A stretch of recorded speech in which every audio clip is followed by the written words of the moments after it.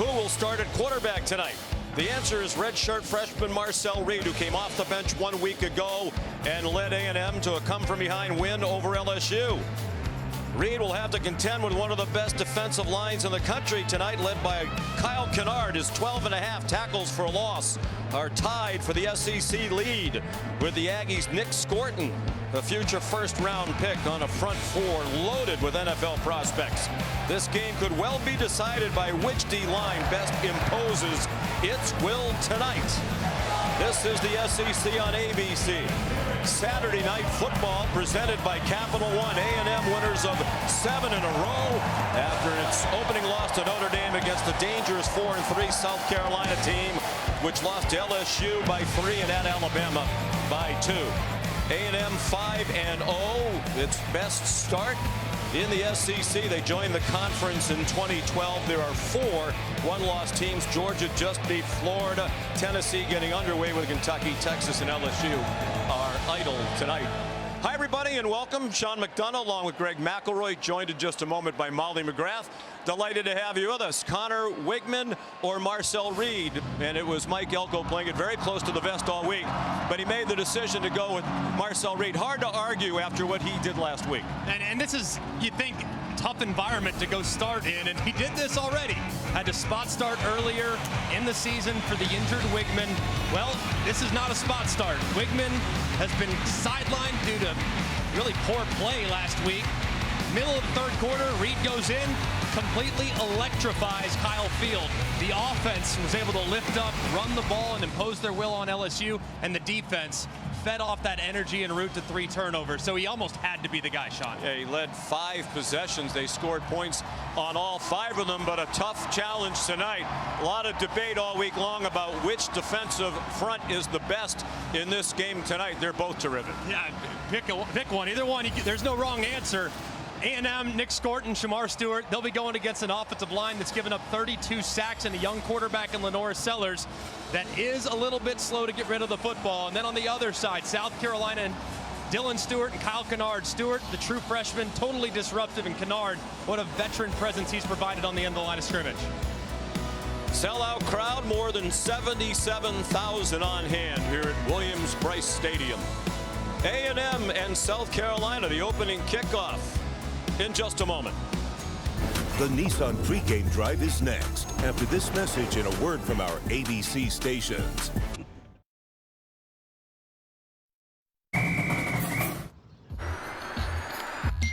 Why are you texting me?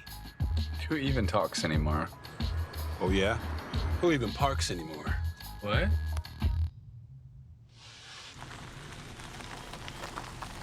Reverse! Reverse! He does. Come on! Boomer! Sooner! Please?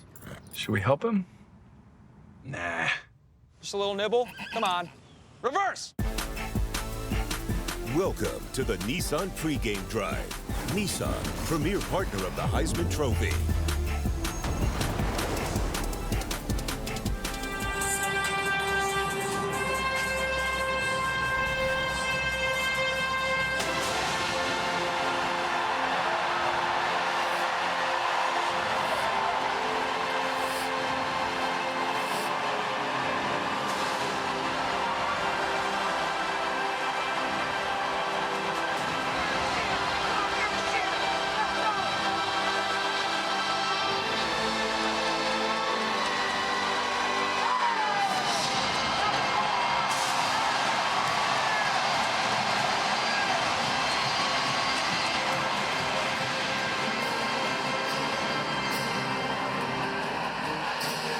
This has been the Nissan pregame drive. Kickoff from Columbia next after this message from Nissan, premier partner of the Heisman Trophy. You know the most exciting thing about life? It's how you can change it. How you can reinvent yourself. Take on new Modelo.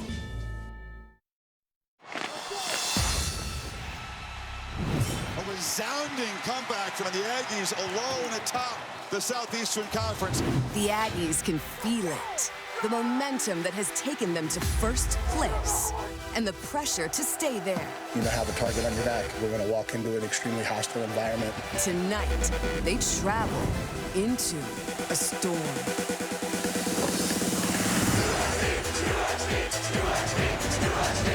There's nothing like a night game at Williams-Brice Stadium. You've got to be ready to match the intensity. Kick this door down, and we announce what Texas A&M football is all about. A&M just keeps rolling.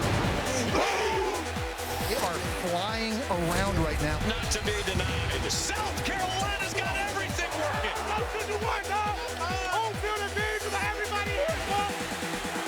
Time to face the storm on Saturday Night Football.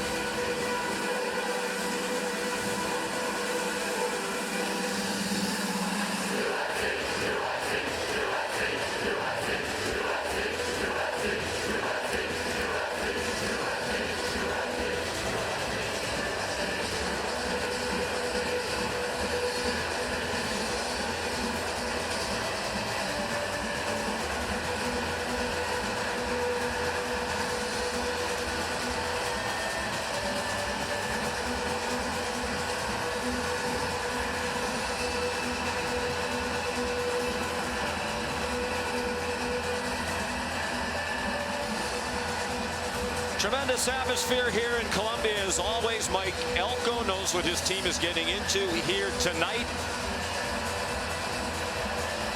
A&M won the toss and deferred, so Jared Zirkle kicks off for the Aggies, and it's a touchback over the head of Juju McDowell. Here's Molly. Well, Sean, Texas A&M head coach Mike Elko told us he decided on Sunday that Marcel Reed is their starting quarterback moving forward, and Connor Wigman is now their backup quarterback. There's no plan to play Wigman here tonight, and of course this Aggies team believes in Marcel Reed. Their running back Le'Veon Moss told us that his composure and his playmaking ability really won over this team, saying every time he steps out onto the field, something good happens. He's an underrated thrower. His running ability opens up more holes for our running backs to make big plays, and I am told nothing phases him, guys. Certainly seemed that way last week when he came in middle of the third quarter. Play action pass to start the game. Deep throw in single coverage and incomplete. Over the head of the intended receiver Nick Harbor. Lenoir Sellers' first throw of the game, a bomb.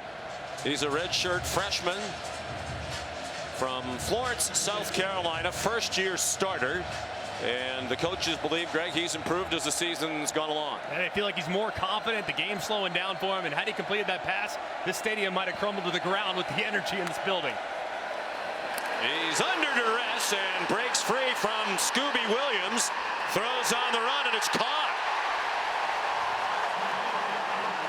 20-yard gain on the completion to Rocket Sanders, their running back.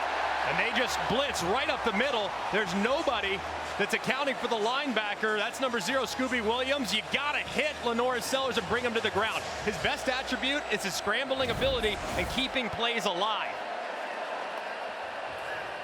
Sellers tosses it out to Sanders with room on the corner.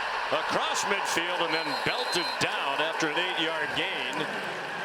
Hit hard by Marcus Radcliffe. One of their safeties, part of an excellent A&M defense, not just up front. They're giving up just 18.4 points per game. That's 19th in the country. They're an extremely physical group, but they're really good at all 3 levels. The defensive line's the headliner, but Mike Elko's linebackers and safeties have also really stepped up this season. It's a gain of 9 for Sanders. South Carolina off a bye week. Sanders has been banged up, recovering from a high ankle sprain. Sellers after the play fake. Zinged one over the head of his intended receiver, Mazeo Bennett. They took a shot down the field on 2nd down and 1 with Dalton Brooks in coverage for the Aggies. And that's twice now where Texas A&M's missed Lenora Sellers in the backfield with an unblocked defender, and 3rd down's been a problem for South Carolina, and it's their biggest point of emphasis today. Staying in 3rd and manageable, like 3rd and 1s to 3rd and 3s in that vicinity is great because they have their whole playbook available to them. Can run it or throw it with this down and distance. How about this formation? A triangle around Lenora Sellers. He handed it off to Raheem Sanders for a 3-yard gain and a South Carolina 1st down. South Carolina's offensive line has really struggled at times this year against great defensive fronts. 32 sacks given up. They've really struggled on 3rd down in obvious passing situations, so they got to do a great job of getting the ball out quickly and giving those guys different looks so they can't rush the passer with great ferocity. 5 receivers spread the field. That pass batted up in the air and it falls incomplete. Sanders tried a quick throw and it's knocked down by Shamar Stewart. If he's going to have a quick game throw, it's a good job by Stewart.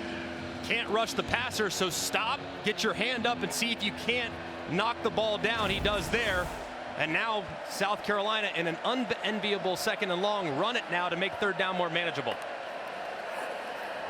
And they do run it with Sellers, who scampers out of bounds at the 40-yard line. They want a late hit on the South Carolina sideline. They won't get it.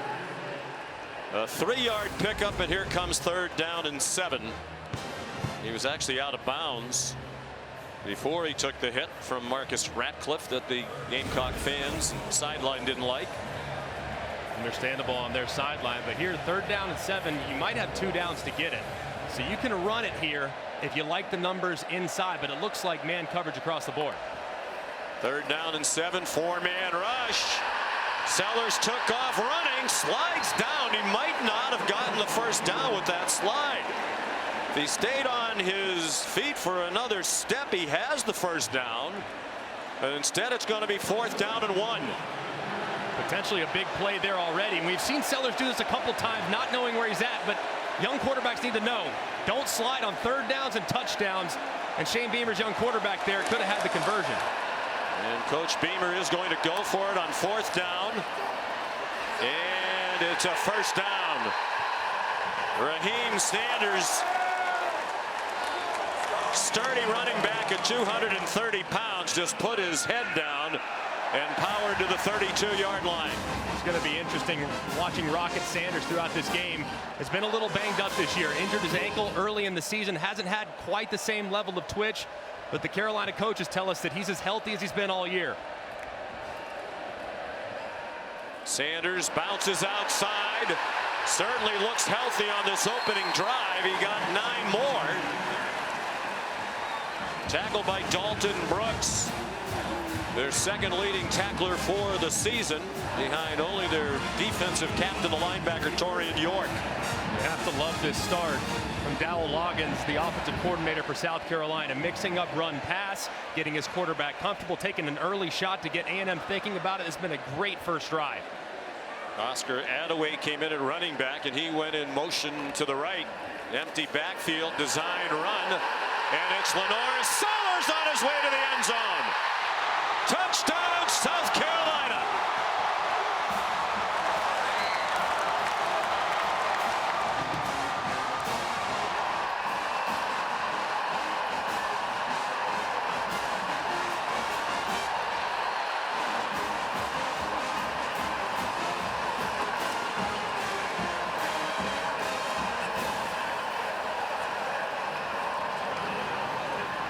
A 23-yard touchdown for Sellers. His 4th rushing touchdown of the season. Alex Herrera on for the extra point. And South Carolina leads 7-0. They go 75 yards in 11 plays. What a start for the Gamecocks. Building on the momentum of the pregame, Lenora Sellers into the end zone, and the offensive coordinator Dowell Loggins calls it gem to put the Gamecocks up early. Lenora Sellers, the touchdown run. An impressive opening possession for South Carolina. He rushed for 32 yards on the drive and completed 1 out of 4, but it went for 20 yards to Raheem Sanders. So Marcel Reed getting ready for his first chance of the night, and for the second week in a row he'll be called upon to try to lead A&M to a come from behind win. Alex Herrera kicks off, and that'll be a touchback. Take a look at the opening drive touchdown from the AT&T Connected Cam. It's a pin and pull. It's just a thing of beauty designed there by Dow Loggins, the offensive coordinator. But Mazeo Bennett, number 3, freshman wide receiver, getting in the action, blocking Cassius Howell, securing the edge, and allowing plenty of space for Lenore Sellers to run through it for a big play. That's a great job on the perimeter.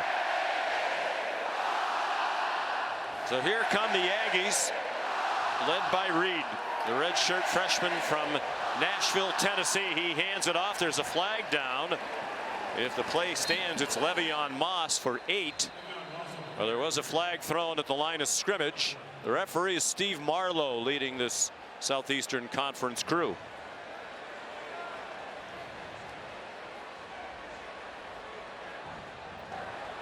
Offside. Defense number 6 in the neutral zone at the snap. The penalty is declined. Second down. Dylan Stewart. They got almost 9, so Mike Elko turned down the penalty. Reed came in last week. They were down 17-7 midway through the third quarter. This is his 4th start of the season. Connor Wigman was the start at the beginning of the year. He got hurt. Reed came in and played very well, leading them to 3 wins. Moss chopped down by Nick Emanwari, one of the best safeties in the country, just this week announced as one of the 16 semifinals for the Jim Thorpe Award as the best DB in the country. A great tackle there on Le'Veon Moss. Big third down as Wigman looks on. He's going to be a great teammate to Marcel Reed, be his eyes at the sideline, but a big third down, a stop here and an early 3 and out would have a lot of energy on the side of the Gamecocks. Hand off Amari Daniels, and it looks like he's about a foot short. Emanwari up around the line of scrimmage again. Dylan Stewart involved in the play. They are short. And Mike Elko is leaving the offense on the field for 4th down and inches. They'll run the ball here. He's trying to draw the Gamecocks offside. Now he runs under center. Will they snap it? Still plenty of time on the play clock. Both teams trying to get the other to flinch. They do snap it. Reed got stood up. Surges forward at the very end, but he is short.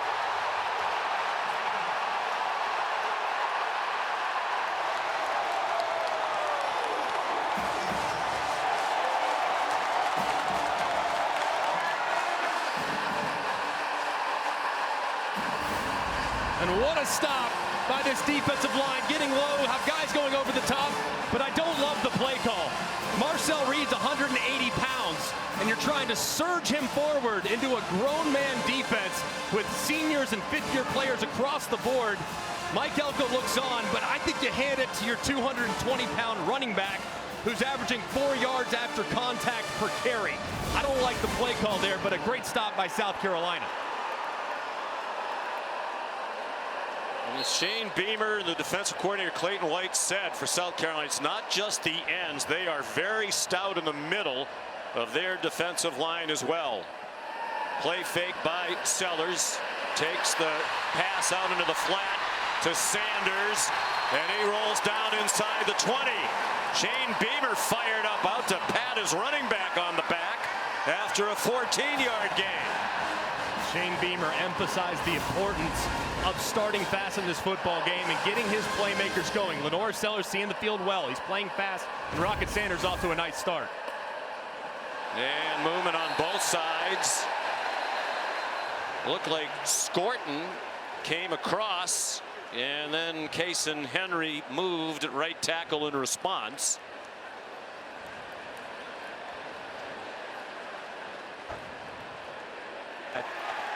And it is against Scorton. Players to react.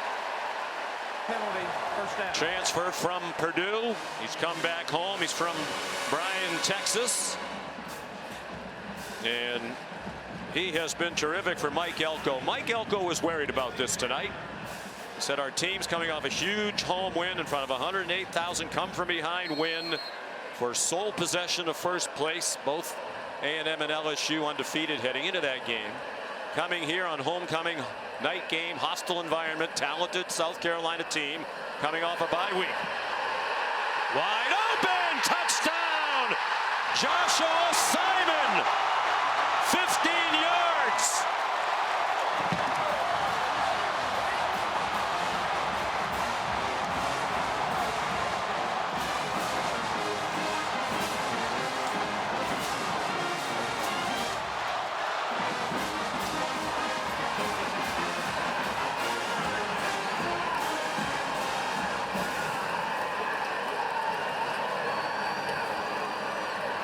Simon's their leading receiver.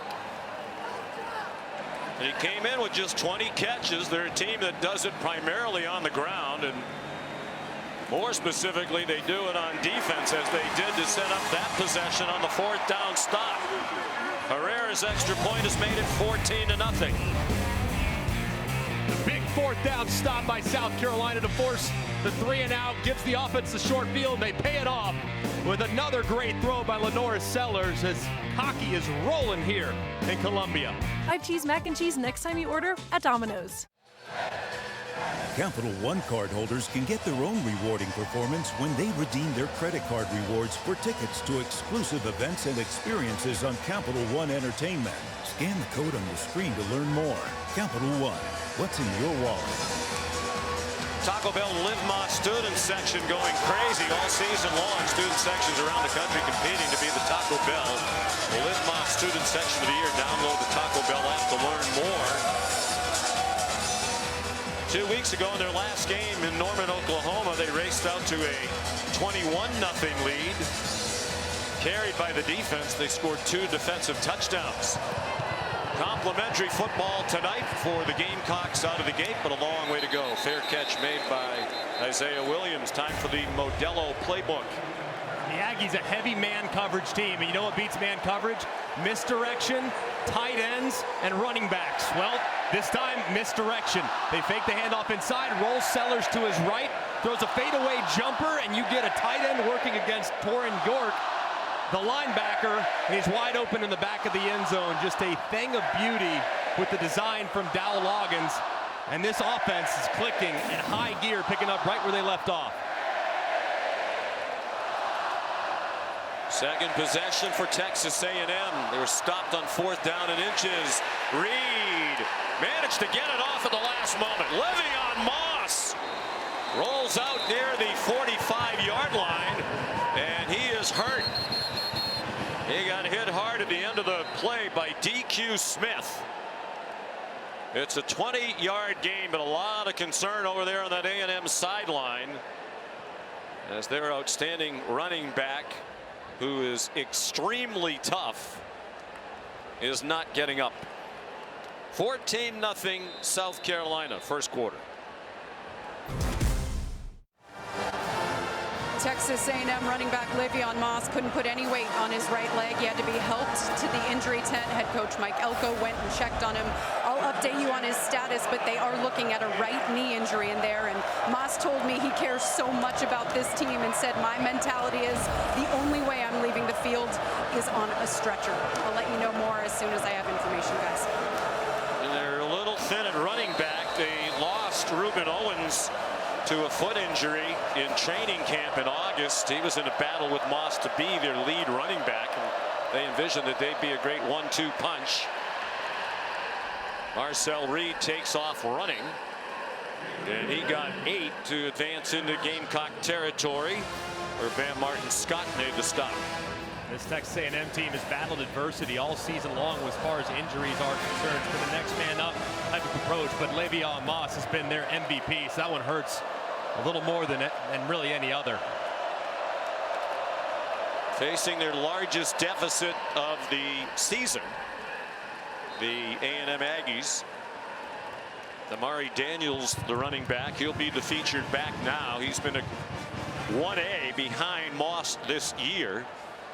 He was their leading rusher last season in a 7-6 season under Jimbo Fisher in his 6th and last year as head coach of the Aggies.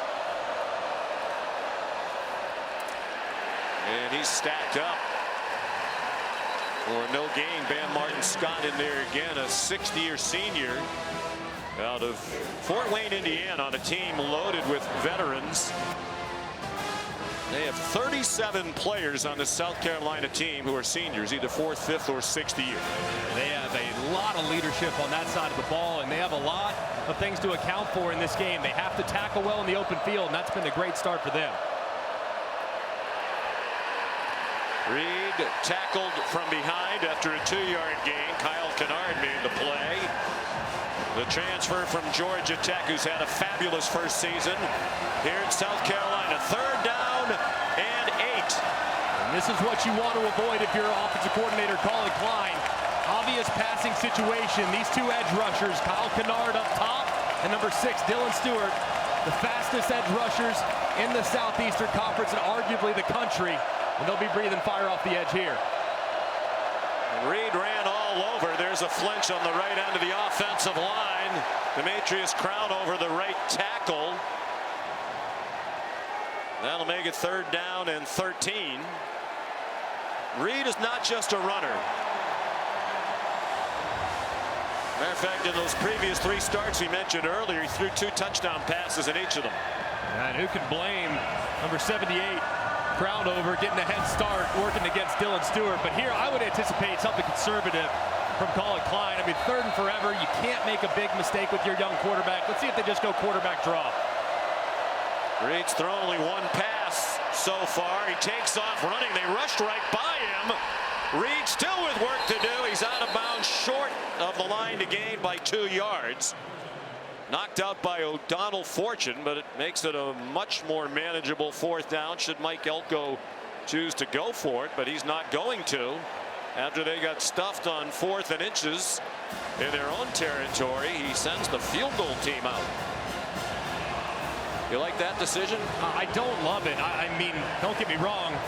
You can get short, you're in trouble, so you got to kind of stop the bleeding. But 4th and 2, man, with a run team that can push you off the ball, I'd go for it. Trust the O-line. 52-yarder for the veteran Randy Bond. It would match his career long. He got plenty of it, and they're on the board with room to spare right into the All-State field goal nets. He's a terrific kicker, now 15 out of 17 on this season. Probably just sensing that if they get stopped again, this place is going to absolutely come unglued. So just opting to just take the points there, make your offense a young offensive coach, a young quarterback, and allowing them to kind of stop the bleeding, so you speak. And Le'Veon Moss not available to them, who might be the call on 4th down and short. Here's our SEC on ABC college football schedule next Saturday. It'll start at noon. Texas Idol this week back in action at home against Florida, which gave Georgia all good handle today. Georgia survived, and Ole Miss walloped Arkansas today to set up a big one at 3:30. And they cap it at 7 o'clock. Alabama and LSU. All 3 games also available on the ESPN app, so you can watch anywhere. What a performance by Ole Miss today. Man, without Trey Harris, too, their top wide receiver, it's nice to have a guy like Jordan Watkins step up and go catch 5 touchdowns, young man. Yeah, 5 touchdown catches, playing without perhaps the best wide receiver in the country. Jared Zirkle's kickoff down to Juju McDowell.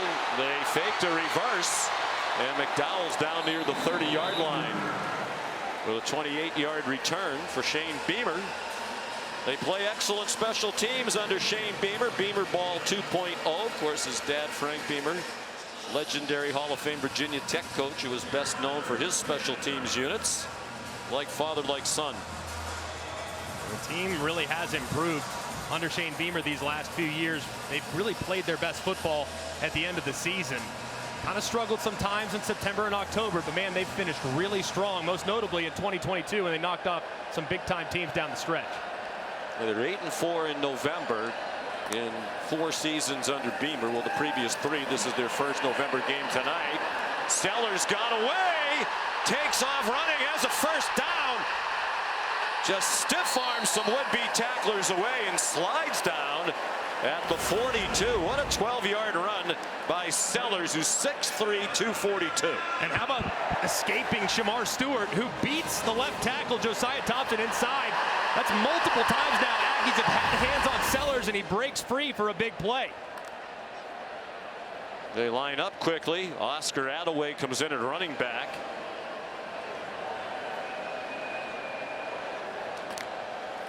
Under 4.5 to go, first quarter, 14-3, South Carolina. Attaway knocked down at the 45, a gain of 3. Another tackle for Marcus Radcliffe, the transfer from San Diego State. One of the reasons for the improvement for A&M this season. Mike Elko did a terrific job with his staff in the transfer portal. They brought in 26 players out of the portal. 6 on defense that are all starting for him, and 7 that are heavily used in their rotation. Out of the pistol now. Play fake, and Sellers pass too high. Over the head of Nick Harbor. This is a big down here for Texas A&M's defense. Their offense just finally got some points. Things are starting to calm down just a little bit. To get the ball back to Marcel Reed and company could be massive here. And 3rd and longs, you expect to see some exotics and some man coverage underneath. Attaway, the running back. Looks like they're setting up a screen. They let the Aggies penetrate, and they still rally to knock down Gage Larvidan. Bryce Anderson, one of the veterans in their secondary, junior from Beaumont, Texas, playing in his 31st career game for A&M. The Aggies just need to weather the early storm. They knew that South Carolina's going to be fired up coming out of the bye week, and they've had a couple opportunities to drop Lenora Sellers in the backfield, and they haven't. So they got to wrap those up going forward, because those could be sacks. Kai Kroger, one of the best punters in the country, 5th year as the South Carolina punter. Terry Bussey back deep, and he makes a fair catch at the 12. Here's Molly. Aggies running back Le'Veon Moss still in the injury tent, being evaluated for a right knee injury, and Aggies players very concerned. Marcel Reed walked off the field and right to the injury tent to check on him. Then numerous players walked in and out of the tent to check on Moss. I have never seen so many people crammed inside of an injury tent. The concern is palpable, guys, and I'm told A&M has called for a cart down here on the sideline. Moss is the 3rd leading rusher in the Southeastern Conference. Came into tonight averaging 95 yards per game, behind only Dylan Sampson of Tennessee and Jarquez Hunter of Auburn. That was starting today's action. Marcel Reed. Aggies from their own 12. Play action fake of their own. Some hand fighting along the sideline. No flags. Moose Muhammad, the intended receiver, with Judge Collier in coverage. Colin Klein, the offensive coordinator, he's going to want to take some shots with Marcel Reed. He's very comfortable throwing it outside the numbers. He's also pretty good throwing it down the field. But seeing the middle of the field is where he's kind of struggled. But you miss on 1st down, you got to get it back to 3rd and manageable, so expect a run here. Colin Klein's in his 1st year here, joined Mike Elko's new staff after being the offensive coordinator the last couple of years at his alma mater at Kansas State. Missed exchange. The ball is free. They tried to hand it off to the explosive Terry Bussey, and they missed the exchange, but Bussey got it back in a battle with Dylan Stewart. But it's a loss back inside the 6-yard line. Potentially a catastrophic mistake right here. 2 freshmen handling the football. Bussey thinks he's pulling it. He doesn't. He hands it. It's on the ground, and very fortunate to jump on it before a Gamecock defender grabbed it inside the 10.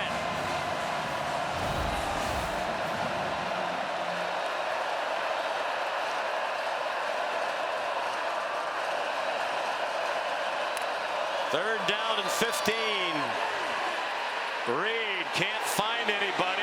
There's a flag thrown as he runs out of bounds at the 13. Flag thrown behind him after a 6-yard gain.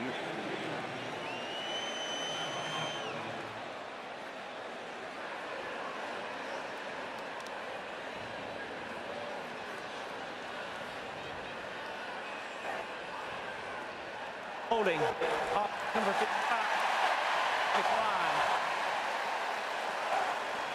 Armaji Reed Adams called for it, the right guard. It's an offensive line that's had to deal with some injuries this year. They lost Mark Nebu, their center, in the first game, out for the year with a torn ACL. This is their second game without their excellent left guard, Chase Basanis. The freshman TJ Shanahan has stepped in for him. So Tyler White will punt.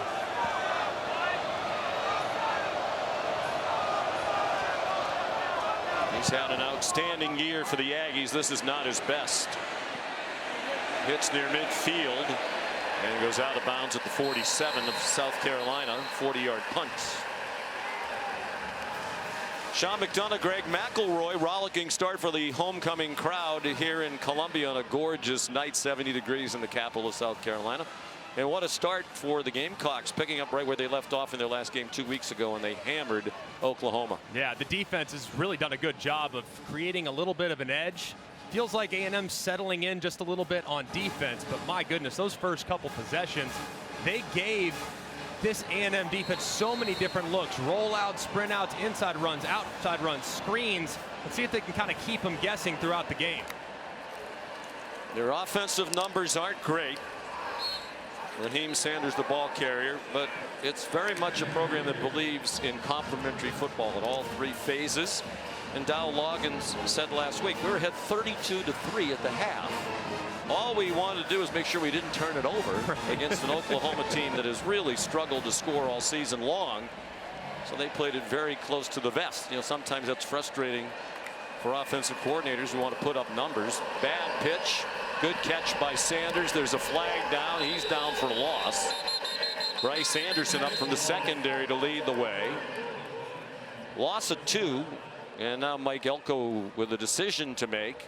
He turns it down. It'll be third down at about 12, and that's what he's going to do.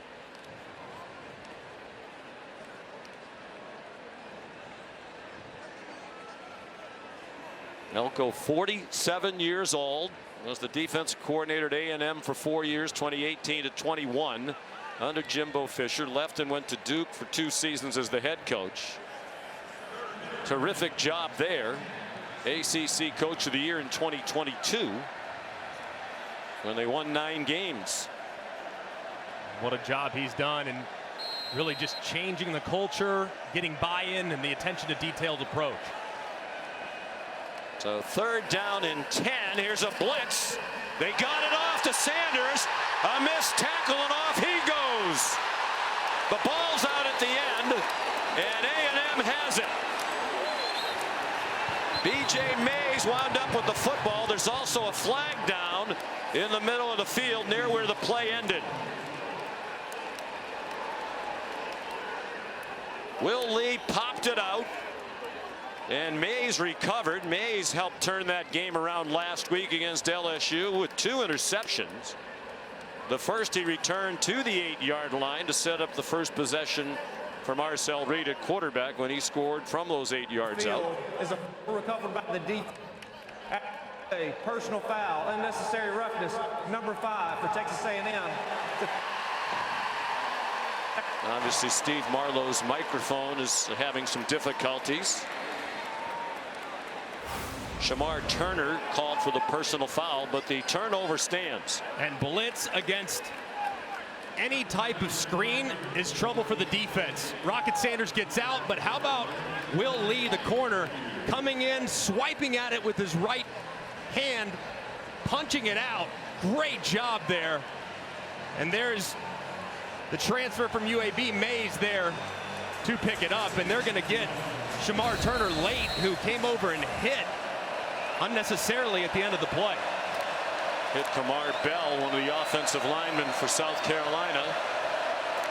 So takeaway for the A&M defense. Quick slant. Great one-handed grab by Jabri Barber. And a first down with a 12-yard pickup. What a terrific catch by Barber, transfer from Troy. Feels like his role in this offense is going to continue to grow. He was injured at the start of the year. He's come back from a foot injury. Nice throw by Reed, on target again to Barber. And he's knocked down at the 48. 30 seconds to go in the quarter, 15 more on the completion to Barber. I like using a little tempo right here. Kind of see if you can jolt your offense to life a little bit by speeding things up.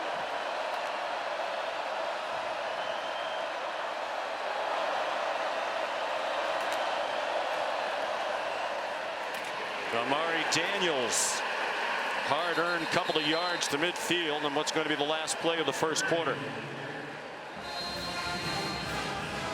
South Carolina leads 14-3. ESPN's presentation of college football on ABC will return after this message and a word from our ABC stations.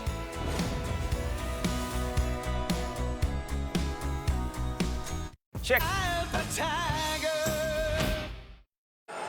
Coach, a strong start for your offense, huge fourth down stop, but a momentum change with that fumble. What does your team need to continue to do here? Yeah, we got to get a stop here on defense. Obviously, great start, us converting a 4th and 1, stopping them on a 4th and 1 as well. But, you know, this team's great at taking the ball away. We knew that going into this. We got to get some takeaways ourselves and you know, disappointing those last 2 drives offensively. A lot of just hurting ourselves more so than them. Thank you, Coach. Thank you. He's right about A&M during this 7-game winning streak. They're +9 in the turnover margin, best in the conference during that span. Marcel Reid, beautiful play. Cyrus Allen ran open and caught it. He's out of bounds with a first down to the 29-yard line, a 22-yard completion. And if I were A&M, I'd be going fast. It looked like Allen kind of bobbled it as he was going out of bounds, so I'd call it quickly before they have a chance to take a peek.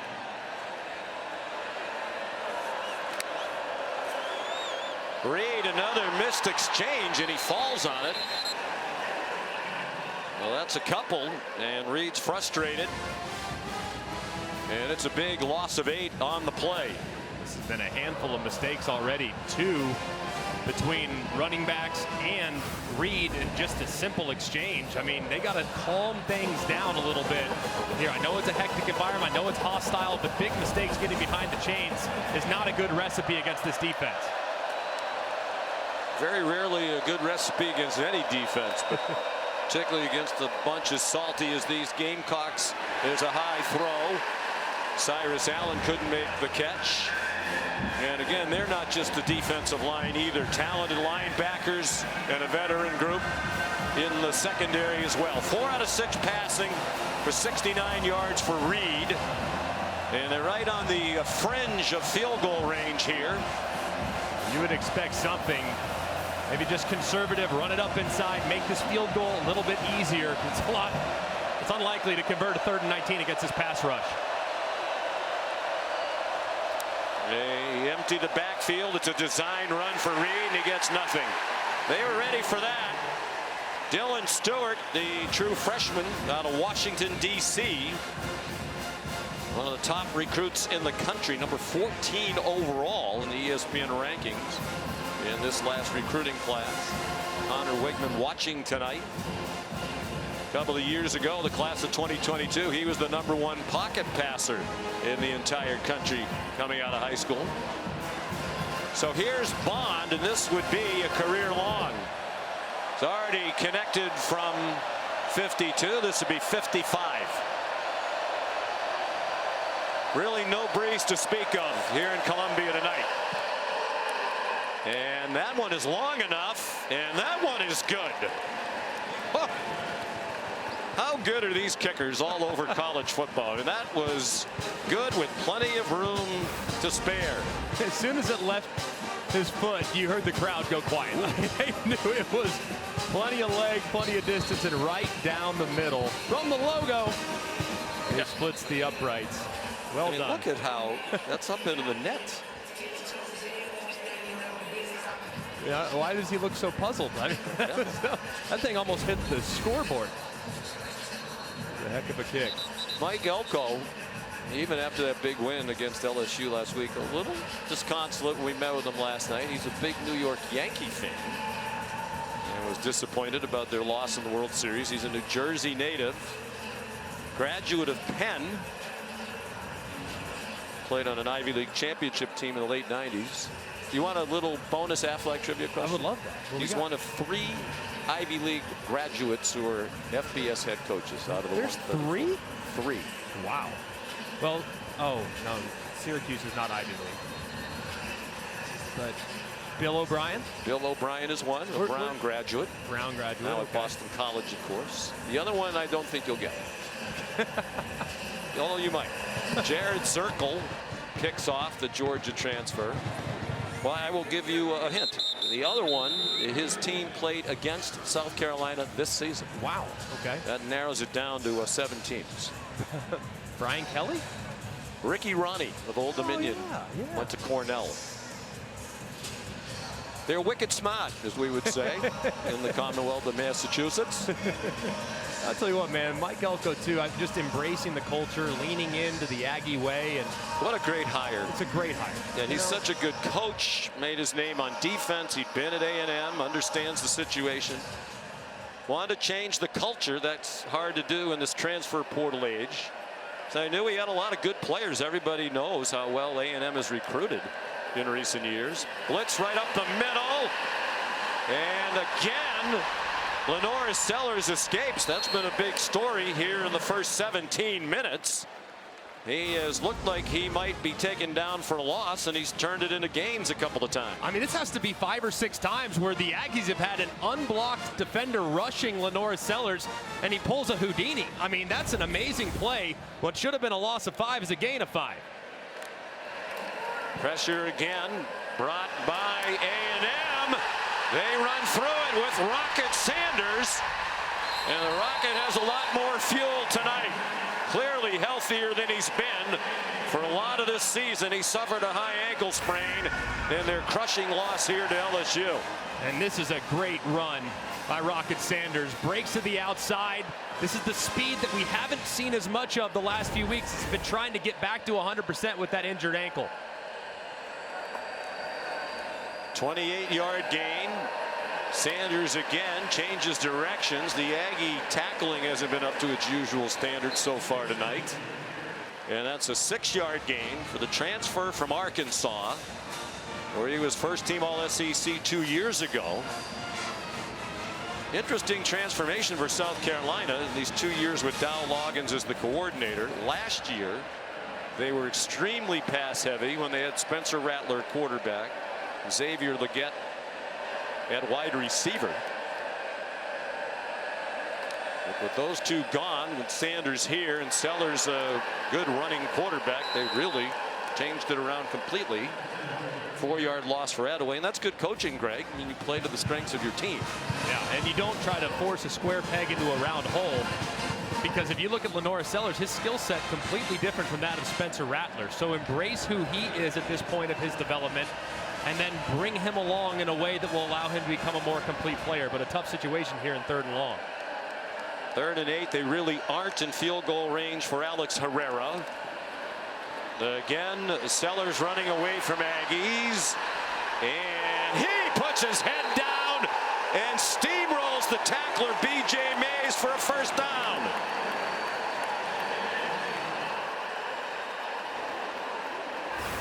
Well, a little earlier, he slid on 3rd down. This time he takes the coaching, and from the progressive pylon can you see him lower the shoulder, and at 240 pounds, there's no way B.J. Mays is winning that battle with a full head of steam. Mays is 195. Watch out for the shot play right here from Dow Loggins to see if they throw it downfield. Sellers particularly strong in the lower body. This is a design run. He gets outside, has another first down, then gets knocked down out of bounds, and the flags fly. He got the first down with the run, and they'll tack on some more with the penalty. Will Lee guilty of the late hit.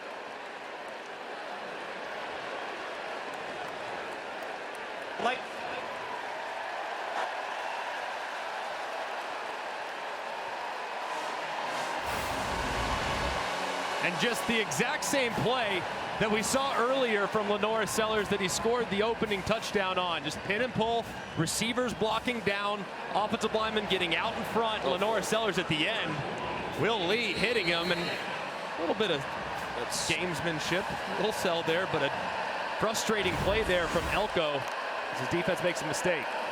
73 yards rushing for Sellers. They try it again, and the Aggies didn't let him turn in the corner. Shoved out of bounds by Solomon DeShields, a backup linebacker. Under 10 minutes to go in the half. South Carolina in the red zone. I mean, they are not one that wants to take a ton of chances throwing it this part of the field. I mean, they're a running football team, and when the field condenses, it's very difficult to throw it. So anticipate them continue to lean on the ground. Sellers, end zone, low throw. Trying to get it to the tight end, Joshua Simon. It looked like he had a step, but the pass was incomplete. Torian York had the coverage. And this was a nice throw by LaNorris Sellers. You kind of protect the receiver when you throw it low in the end zone. Sometimes you want to throw it high over the top of defenders, but when there's nobody in front, you protect him. He grasps it as he goes to the ground. Should have been caught. Should have absolutely been caught. That's a little low, but not that low. Actually, as you said, in a good spot. I think it's avoid an interception. It was the first pass on this drive. They had run 7 straight running plays. An A&M blitz. Sellers eludes it again and got inside the line of scrimmage, picked up a yard, and that's all. Nick Scorton made the tackle. 4th down and goal with this far to go from the 7-yard line. Shane Beamer will send on Alex Herrera. And that was a tough 2-play sequence as Beamer goes right over to his tight end Simon, tells him, hey man, we're going to keep throwing it in your direction. We know you're going to make those plays for us, but that was a big mistake there on the drop. And they've had some close calls against ranked teams. Herrera from 25 yards from the right hash mark. Kai Kroger, the holder. And it's 17-6.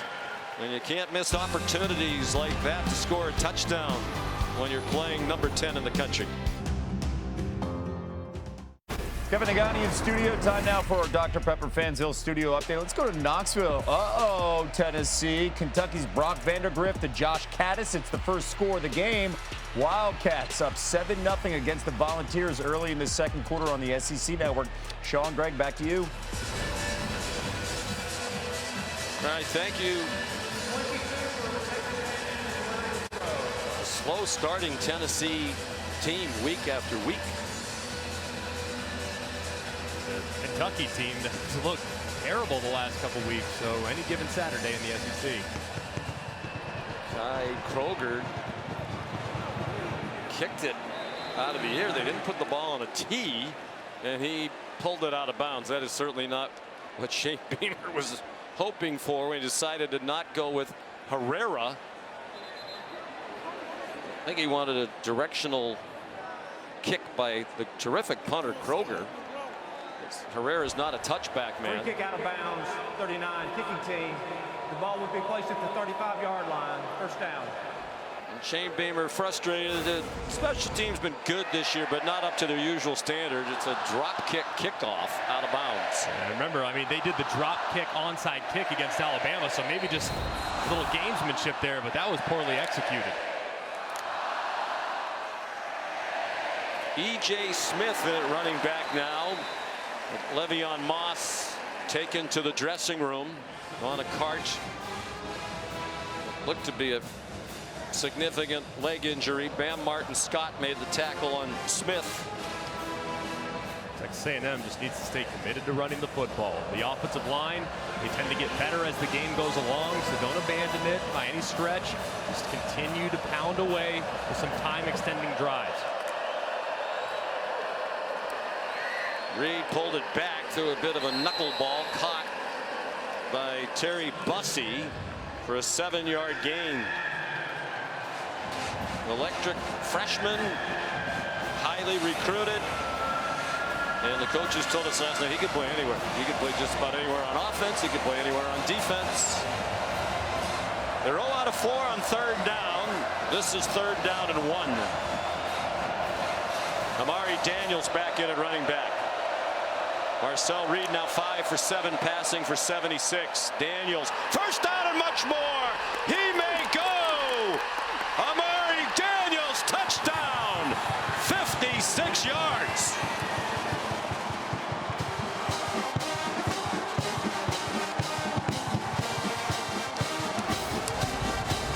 And how about the right side of this offensive line, just all over the place as they gash it right outside the right tackle. There's really not a defender outside the right tackle. Crowd over, they run right into that void. And Daniels is out the gate. Just great job attacking the space there along the defensive front for South Carolina. It turns into a big play. What an answer by the Aggies. By far his longest run of the year. As a matter of fact, twice as long as his previous long, which was 28. For as much as it seems as though everything's gone South Carolina's way, their lead is now 4 points after the extra point by Randy Bond.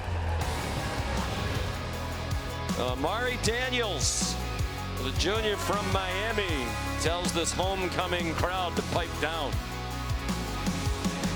Sandwiches from Wendy's, only on Uber Eats.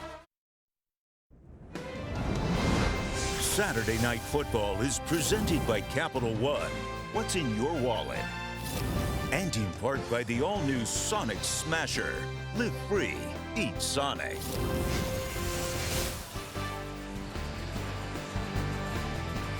You're watching the SEC on ABC.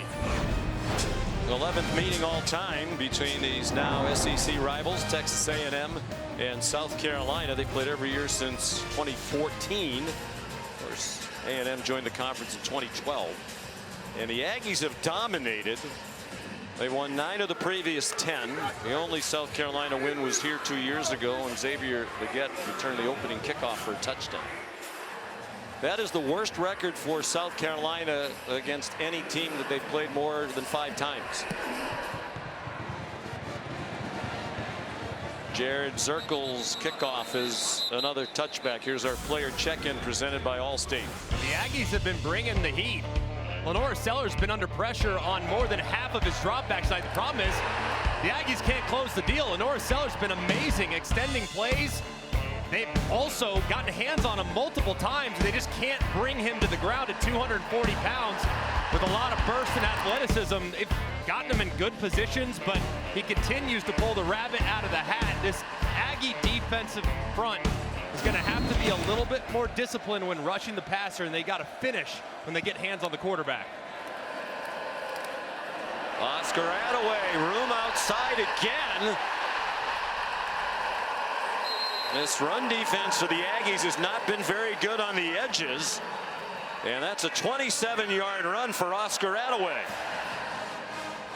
And who didn't expect this thing to turn into a complete track meet with these two defenses? But the run games have been outstanding. And this is a play that they've continued to go to over and over again. The outside perimeter run has been there for the Gamecocks all night. There's Attaway again. Transfer from North Texas, got 7. Molly? Well, Sean, Aggies head coach Mike Elko went to every position group on their defense and basically begged them to keep quarterback Lenore Sellers in the pocket and limit his rushing ability, saying, you got to get to this kid. Do whatever you have to do to stop him, hit him, rattle him. You cannot let their quarterback run on us like this. He's rushed for 74 yards. Some of them on plays that looked like they were pass call. Wow, that'll be incomplete. I believe it was pitched forward, and it's incomplete. Shamar Stewart broke it up.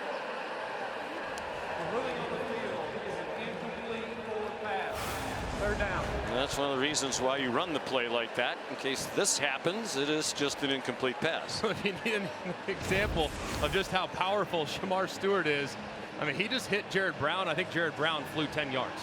It seemed like just so big and physical up the field, but fortunate incompletion there for South Carolina. Jared Brown battling back from injury. They do think they can get some playmaking from the wide receiver position out of him. They're ordinary at that position. Another big hit. Boy, Brown might want to go back on the injured situation after those 2 plays. He got planted by Will Lee, and it's a hard-earned 1 yard for Brown. He has to go underneath his receiver that's trying to set the pick for him, and he's dropped short. A 4th down here. 4th and 2. I think you run your quarterback. I mean, Lenore Sellers at 240 pounds. I think you got to stay aggressive. We've run the ball well all night. I'd run Lenore Sellers on the perimeter. ESPN Analytics says go for it. I think they're going to run it down, use a timeout, and talk about the play call. Because the microphone into his helmet gets shut off at 15 seconds. There was nobody over there signaling any plays. So a timeout. We'll see what Shane Beamer elects to do. They were once up 14-0. Now it's just a 4-point lead for South Carolina. Wonderful World of Disney, ABC Sunday. Back in Columbia, South Carolina, 5.5 to go till halftime.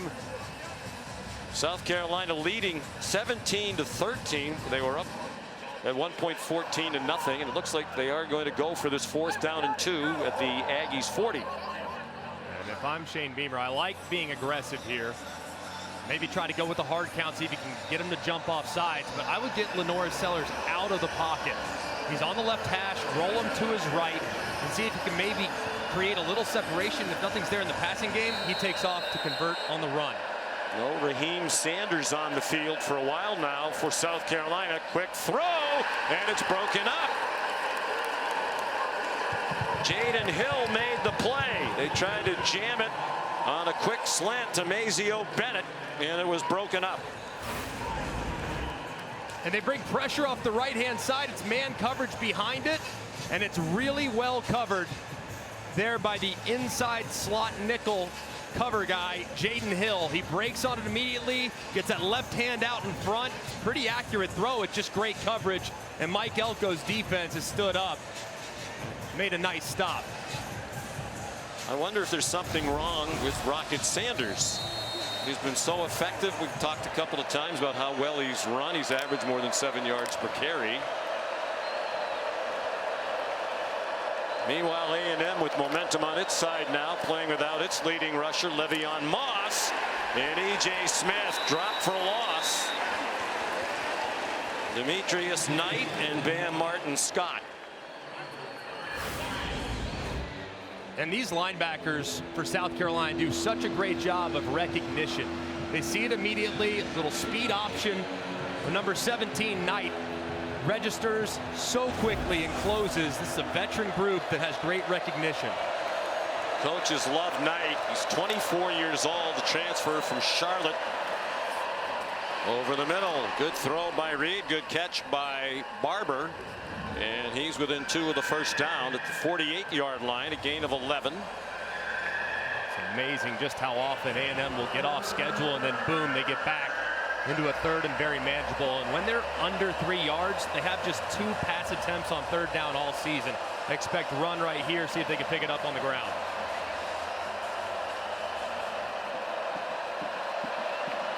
Amari Daniels, the running back. They're just 1 for 5 on 3rd down. Design throw, and a man breaking wide open. Trey Watson, one of their tight ends, chopped down by O'Donnell Fortune, but a 15-yard gain, and they go to the Gamecock 38. And there's your tendency breaker right there. Just 2 pass attempts on 3rd and 3 or less all season. This time they drop back. You see South Carolina in blitz coverage. So many guys up near the line of scrimmage anticipating run. They throw it to Watson. He's out the back door for a nice conversion. Just his 8th catch of the year, another transfer. He's from Fresno State. Reed, cool as usual, even when they got rattled by South Carolina right out of the gate with those 2 quick scores, and now he scampers inside the 20.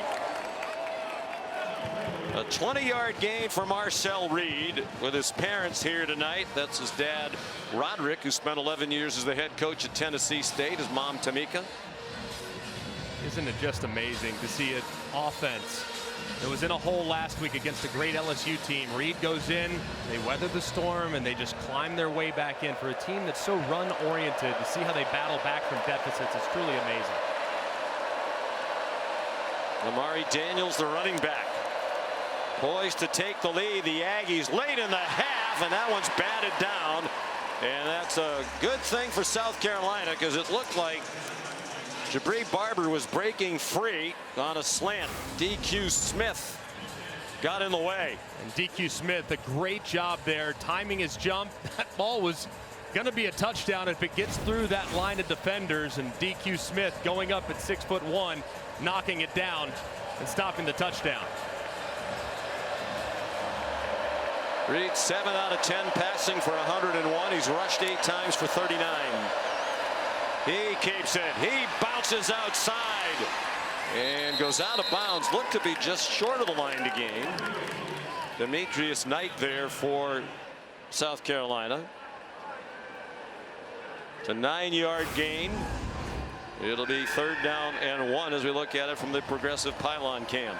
Yeah, just out of bounds, a little bit short of the line to gain, but you now have 2 downs to get it if you're Texas A&M's offensive line, and they're really starting to run the ball great here as the end of the half approaches. This has the feel of they're going to use a timeout as the play clock goes to 5. And Mike Elko will use a timeout, his first. Texas A&M, the first of the half, 30-second timeout.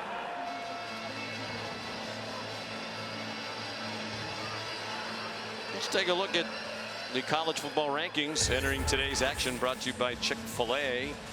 Oregon #1, an easy win at Michigan. With Georgia really struggled with Florida, pulled away late, and the Big Ten battle in Happy Valley won by Ohio State. And that Miami score, I mean, I know they won comfortably when you look at it at the end, but that game was a battle for a vast majority. They pulled away late as well. There's a lot of teams that might have good records. There's a lot of inconsistency in the sport this year, isn't it? Miami's having one of those years that feels like it's kind of charmed. You know, they hung on to beat Virginia Tech. It was that play at the very end of the game. They were way down at Cal, rallied to win. It's kind of feeling like it's one of those years for the Canes. They started 0 out of 5 on 3rd down. They're 2 for their last 2. This is 3rd down and 1. Amari Daniels, the running back. You're just joining us. Le'Veon Moss, their leading rusher, is out with an injury. They throw it to the end zone, trying to get it to Noah Thomas. And Vakari Swain had the coverage. Interesting call. Took a chance on 3rd down and 1, trying to get it to the 6'6" Noah Thomas, but now you put a lot of pressure on this 4th down. Yeah, I think that call was made with the 4th down decision already declared. They're going for it all the way, take a chance to your big receiver in the end zone. Now you get back to basic. I kind of would have liked run it ahead, get the 1st down. Sure. I'm an Aggie fan. Maybe you could steal one though against the 6'6" wideout. Get a fresh set of downs. Now you put a lot of heat on your team to get this. Amari Daniels, the running back, in the pistol. Reed keeps it, but there's a whistle. South Carolina called a timeout right before the snap.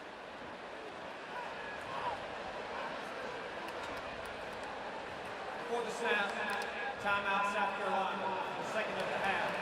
30-second timeout. Please reset the game clock to 2 minutes, 11 seconds. It's a program here that could use a big win. They've lost 9 in a row to ranked teams. They really feel like they could be in the position A&M's in right now. Yeah. They had a 17-0 lead here early in the year against LSU, their 3rd game of the season. Sellers got hurt. The game changed. They still led late and lost it by 3. They haven't beaten a ranked team since they won at Clemson late in 2022. And then at Alabama, same deal. A lead early in the 4th quarter. Fell behind, had a chance to tie it on a 2-point play, didn't get it, then recovered the onside kick and went down and threw an interception. Yeah. So they feel like they could easily be sitting here at 6-1. And there's really only one game where they didn't play pretty well, and that was against Ole Miss, who just got their number early. But yeah, they got smoked. They've been in every game, and it's really a testament, given how young they are in certain spots, to see them in these games against high-level competition. Yeah, these are the kind you can need to win. They have an extra offensive lineman on the field, Cam Dewberry. Daniels straight ahead, 1st down. Amari Daniels. 5'9", 215-pounder. That'll take us to the 2-minute timeout. 2-minute timeout. This is the SEC on ABC. Saturday Night Football presented by Capital One.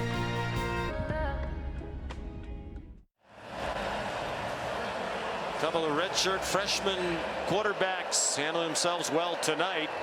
A lot of Lenore Sellers damage done via improvisation.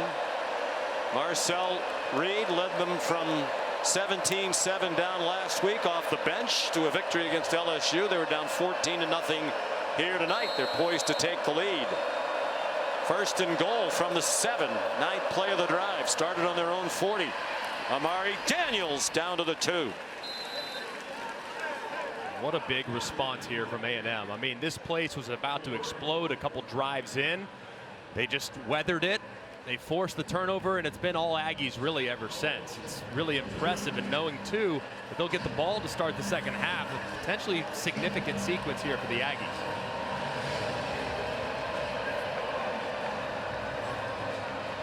Marcel Reed's parents. They're going to let the play clock run down again. South Carolina has just one timeout. Ordinarily in this situation, especially as you said, knowing that A&M gets the ball to start the second half, you might use timeouts to try to get yourself another possession. Shane Beamer has only one left. So Mike Elko wants to take as much time off this clock as he can. Here's Kevin Nagandi. Sean, Capital One halftime report is just minutes away with Booger McFarland, Kevin Nagandi here in studio. Clemson down by 10. Highlights coming your way. Pitt undefeated in trouble. Down goes Penn State. Reaction after their loss to Ohio State. What are you seeing in this one? Yeah, it was 14-0. The place was going crazy. I just love the resilience and the composure by young Marcel Reed and Texas A&M. They're a running football team, and the run game has got them back in this. And let's not forget, they're doing it without Le'Veon Moss. No doubt right? about it. It shows absolutely. the maturity of this group under Mike Elko. They did not panic, and right now they have the chance to take the lead. Back to you.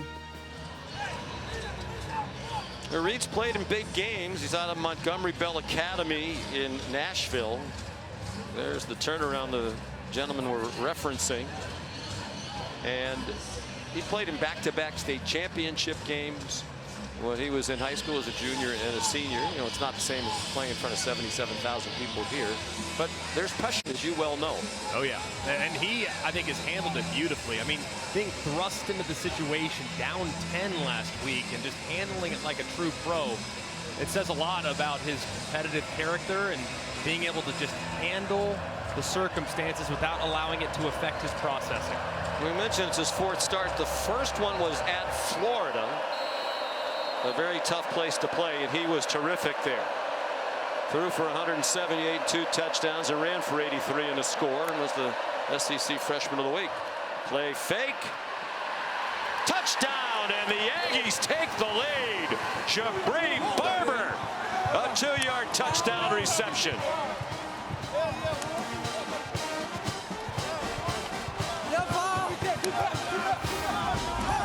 And just great job here by Reed. You have full flow going from right to left. Reed drifts just a little bit, buys a little time, comes off of his first receiver and finds Barber as his number 2. That's great poise. We just talked about it. Being able to process quickly when the field condenses, it's so difficult. He goes from 1 to 2, no problem. A touchdown, and his parents have to be so proud of that throw, and the reaction tells you all you need to know. Randy Bond, the extra point, and this place is very quiet now. Jabri Barber injured at the start of the year. Did not play in that loss to Notre Dame. He's the difference maker when healthy. He had a Liz Frank foot injury. ESPN's NFL Countdown. They have you covered for week 9 in the NFL. The Sunday Crew starts at 10 a.m. Then SVP and the Monday Night Crew get started at 6 p.m. live from Arrowhead Stadium. Both shows are on the ESPN app. The game is Tampa Bay against the Kansas City Chiefs. Kansas City undefeated. Peyton and Eli will be on ESPN2 Monday night. The Chiefs, the only undefeated team remaining in the NFL.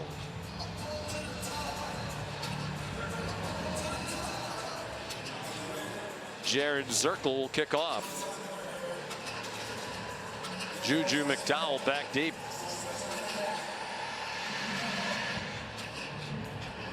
It'll be interesting to see what Shane Beamer decides to do here. All the momentum on the side of the Aggies. Go and try to steal some points, or does he take it to the half and try to regroup?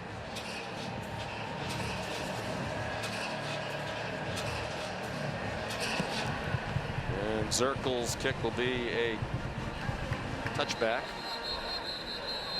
A&M on a 20-3 run after falling behind 14-0. Sean McDonough, Greg McElroy. My guess to answer your question would be that Shane Beamer plays it conservatively here. You know, they're really not an explosive offensive team. They have just the one timeout. They've been prone to the lost fumbles. We've seen one of those tonight. So I think they play it conservatively and take it to the house. Yeah, that's what I would do. I mean, you have a young quarterback that's played well tonight, made some good decisions. You have a tenacious defense that's always seemingly turning over the opposition, but see what they do.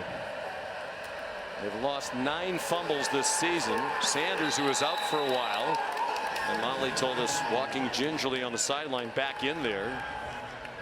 He lost 1, and the clock stops as he went out of bounds.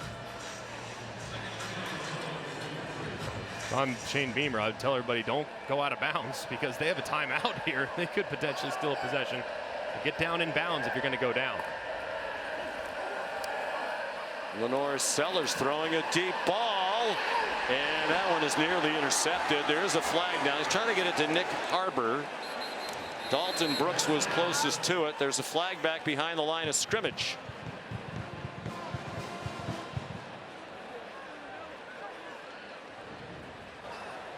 Personal foul, roughing the passer, defense number 5, low hit, 15-yard penalty, automatic first down.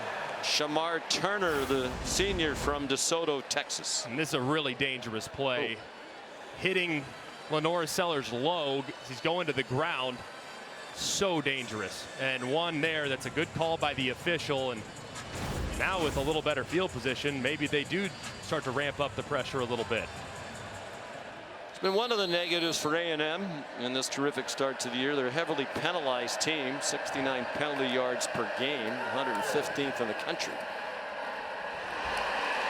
Throw and a catch, and now they might pick up the tempo here. Nice diving catch by Mazio Bennett. They're almost to midfield. Clock running, 43 seconds. 1 timeout for each team. Sellers bounced off a couple of hits and managed to get out of bounds.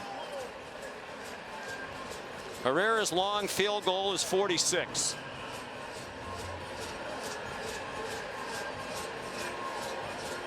You got to make sure that that timeout that you have in your back pocket, if you're South Carolina, you save that one for the kicker. So got to be smart. Get the ball out of your hands if you're Lenora Sellers. Everything's got to go past the sticks. A blitz from deep from A&M, and a nice catch. Mazio Bennett collared at the 39-yard line by B.J. Mays. Crowd wanted a penalty. They're not going to get it. Clock stops to move the chains. And now it runs. Mazio Bennett had to come off the field. That's a critical issue right there. And here's a late substitution, which they can do because South Carolina substituted. South Carolina, the third and final of the half, 30-second timeout. And that was just unlucky for Shane Beamer, who has to spend that third timeout. Mazio Bennett a little shaken up after the play, and he's struggling. It's a great catch, but he's dropped down. You see that right ankle kind of get rolled up on. It was the tackle around the head, I think, that got the attention of the crowd, and then a little head slap there at the end. And he had to come off the field, and because they substituted, A&M had to be given the opportunity to substitute. Bennett's their leading receiver among their wide receiver group. Their leading receiver overall is Joshua Simon. Let's bring in Bill Lamagnier. Bill, did you see anything wrong there on the tackle on Bennett? You know, the contact, the hand up around the head is not a foul, but the slap he made afterwards, that one was totally unnecessary. Now, him going off the field as if he had gone off as an injured player, you would have had the potential for a 10-second runoff. So doing the substitute saved one of their timeouts. They had to call it anyways, though, but they could have. That was just unfortunate because you want to save that timeout for the end. But the slap there that Bill referenced, I mean, that needs to be flagged. That's one that probably should have been, and then they'd be in field goal range, which totally changes the operation. And now they've used their last timeout. They've lost their most productive wide receiver. Again, the rush goes past Sellers. He goes out of bounds in what is now borderline field goal range. It would be about 53 yards from there. The longest attempt for Herrera is 51, and that was late in the game at Alabama, and he missed it. Just can't take a sack here.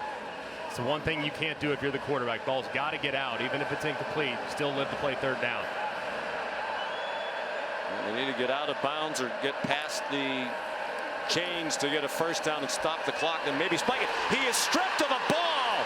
It is picked up by A&M. There is a flag down. Cassius Howell runs it back to the 33-yard line. He knocked it out and picked it up, but there's a flag in the secondary. Back at the 21-yard line, at the other end of the field.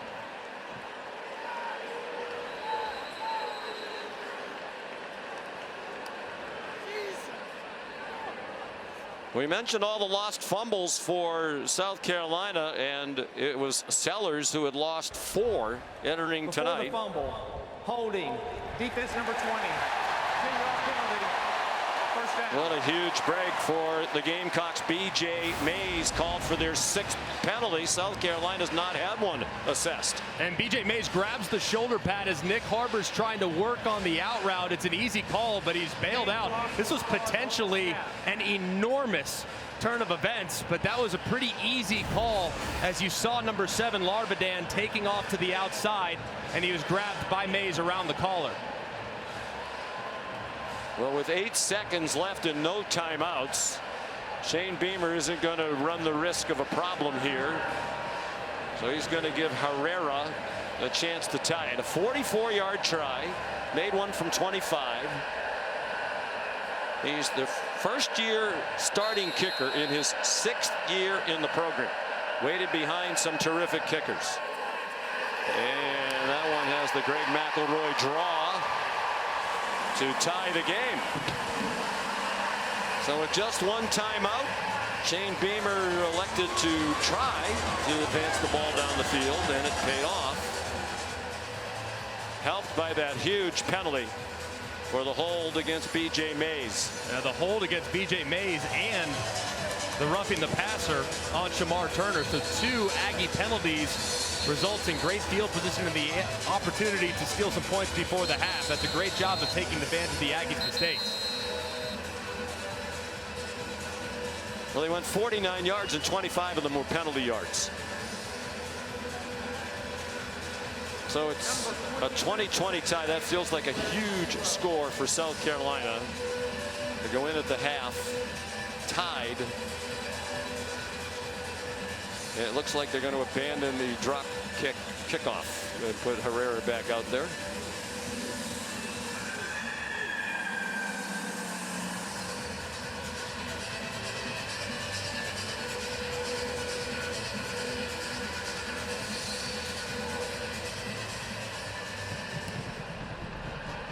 A squib kick.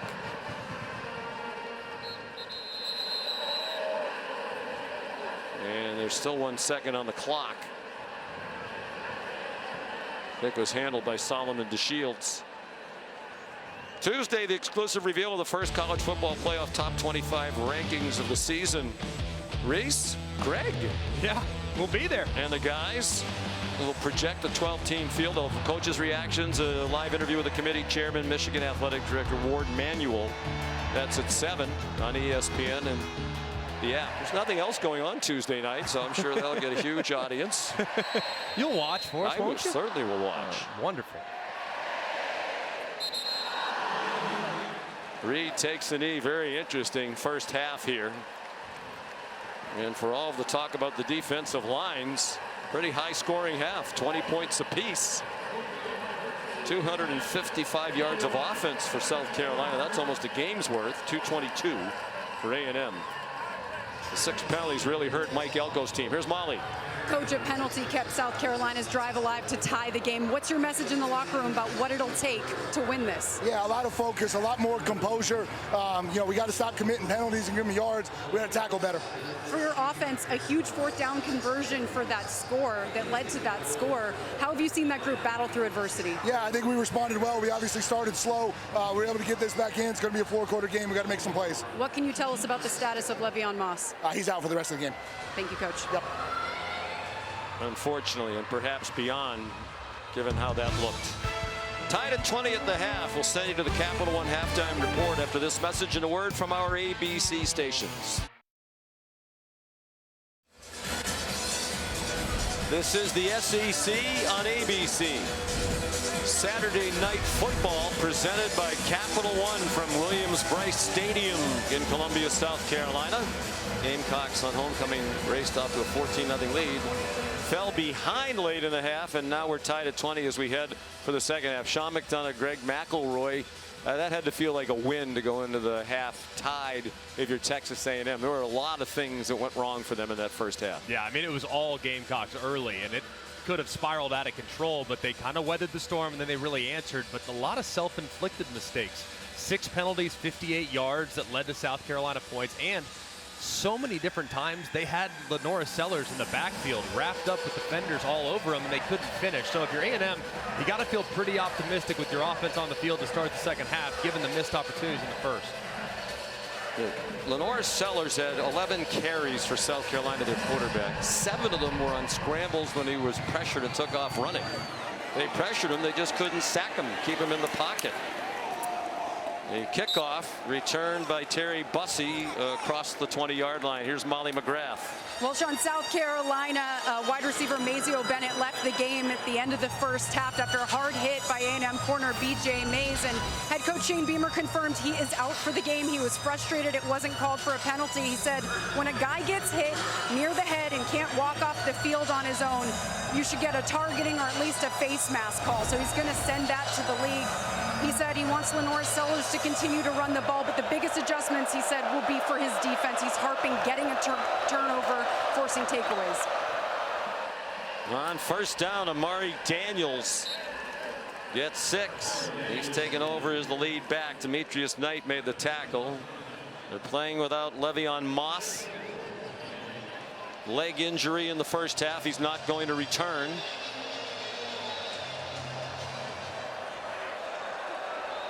Daniels has done very well. He's averaged 9.5 per carry. He's rushed for 76 yards. Bell trying to imitate Lenora Sellers and take off running when pressured, but he got tripped up for no gain. Here's Moss back on the sideline. Just hated for that young man. It's been so important to this team, and a big third down to start the second half.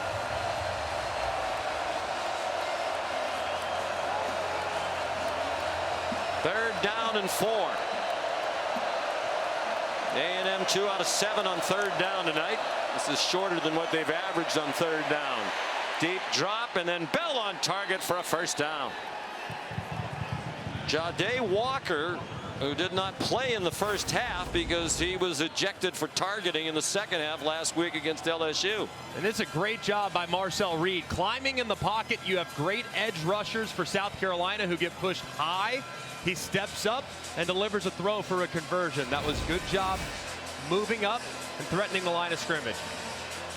Well, for all the talk coming in about these two outstanding defensive lines, and they are terrific, there has not been a sack in this game, in large part because of the elusiveness of these two redshirt freshman quarterbacks. Noah Thomas dropped for a loss. Judge Collier, the cornerback, dropped it for a loss of 2. Both these defenses have to feel decent about their personnel, but man, they had a lot of big plays given up in the run game in the first half. Let's see if they kind of secure the perimeter, both A&M and South Carolina. A lot of big runs given up, which is out of character. A&M came in 10th in the nation, rushing for 221 per game. They're about on pace for that. They're up to 123 yards rushing right now.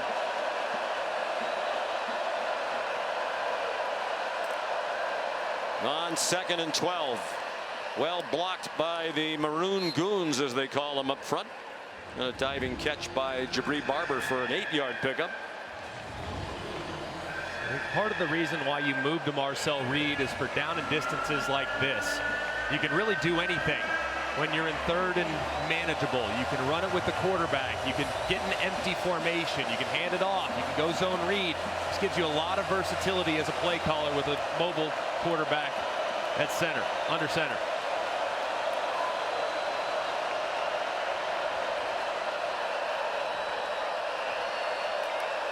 On 3rd down and 4.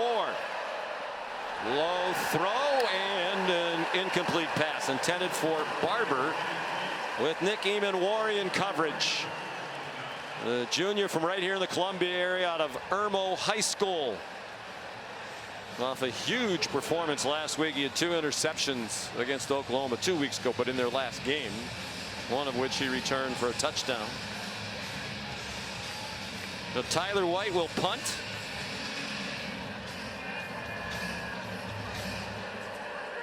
Jalen Kilgore back deep for it.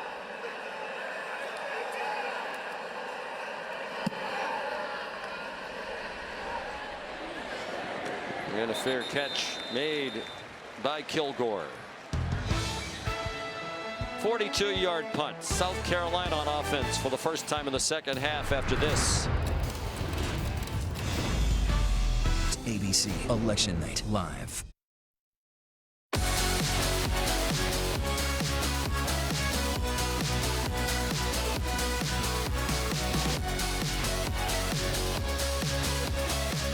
Always a great scene here at Williams-Brice Stadium, home of the Gamecocks. Homecoming weekend here in Columbia. 20-20 the score. It was 14-0 early for South Carolina, but A&M survived that early blitz.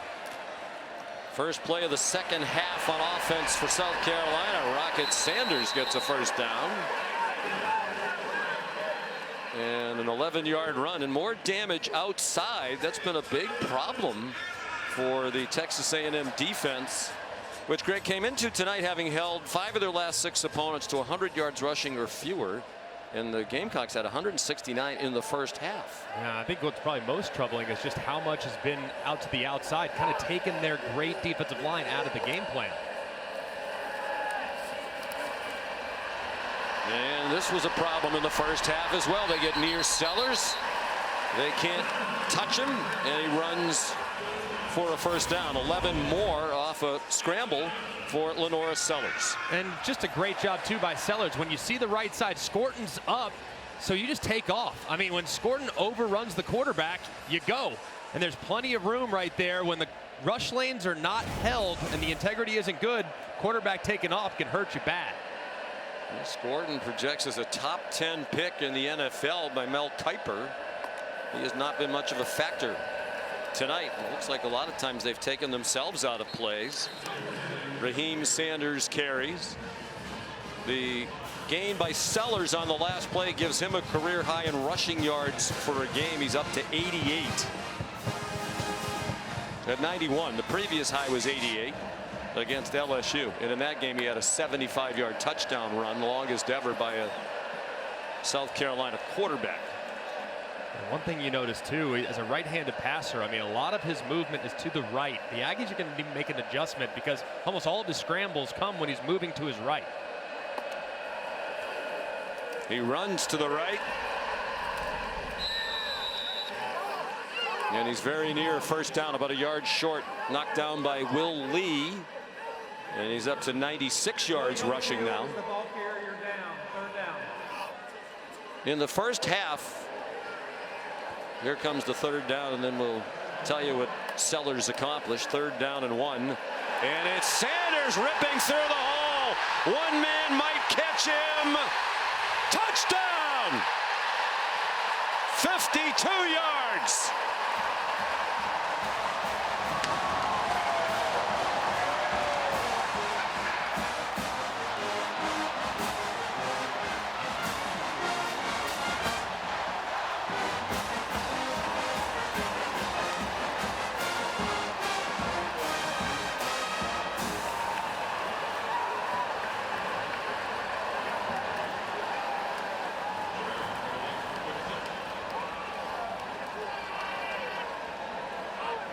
Raheem Sanders puts South Carolina back on top, and the Alex Herrera extra point makes it 27-20.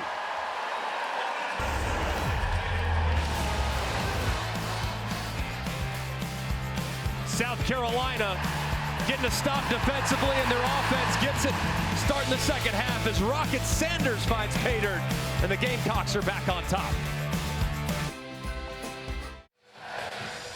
Time for tonight's Sonic Drive-In recap. It's the Rocket Sanders touchdown. You got 3 for 3. You know what that means? Number 3, Ratcliffe, has to make the tackle, but watch this. He guesses wrong. He goes to the inside. Sanders goes to the outside, and there's nobody home. Nothing but green grass between Rocket Sanders and the end zone because Ratcliffe guessed wrong, and the running back made a great move to find the open hole, and South Carolina starts the second half with a bang. What has happened to the A&M rush defense? They've given up 252 yards rushing. And we still have more than 9 minutes to go in the third quarter. E.J. Smith's going to bring back the Alex Herrera kickoff. He got upended as he approached the 20-yard line. So Sanders, bothered by a bum ankle lately, has been ineffective the bye week. Coach Beamer said did him a lot of good. He was explosive on the practice field this week. And he's rushed for 123 yards. That touchdown, his second longest rush of the season. The previous long was 66 against LSU. That was the game in which he injured his ankle. He looks faster, though. I mean, even on some of the shorter runs, he just has a little more burst tonight. Here's Amari Daniels. 7 lead changes in this game. The 252 allowed by A&M on the ground tonight is the most they've given up since 2022 in a game at Auburn. Big difference from a week ago when I think they gave up like 24 yards rushing to LSU on 23 carries. Very different approach tonight, and South Carolina, man, they've answered the challenge. Reed throws it a little bit too long for Noah Thomas, with O'Donnell Fortune in coverage. 3rd down and 6 upcoming. It's a big 3rd down for Texas A&M. Nothing doing on their first drive of the second half. Now running the risk of potentially going 3 and out with all the momentum on the South Carolina side. So a big down here for Marcel Reed, the freshman.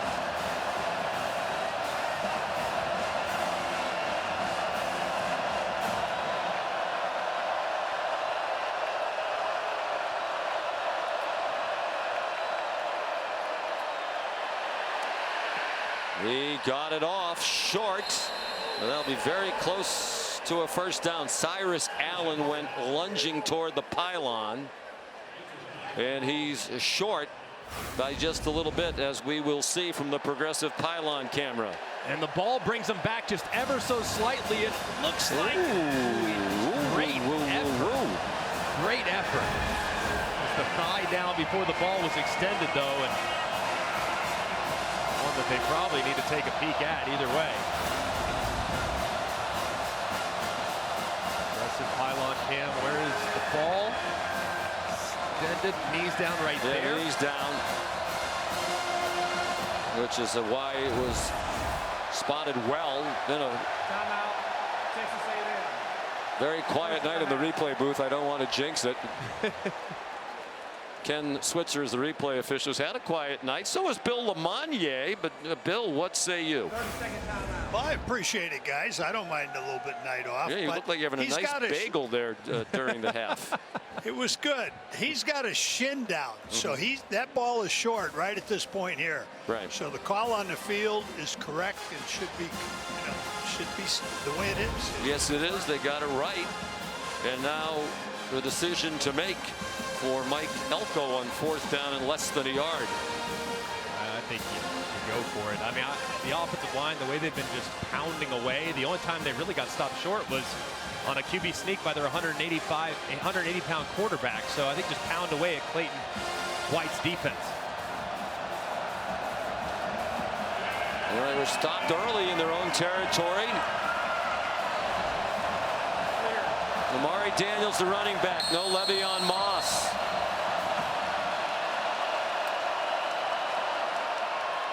Daniels chopped down. Did he lunge forward to get it? Debo Williams came flying up. Looks like they're going to mark it short, and comfortably so by about a foot.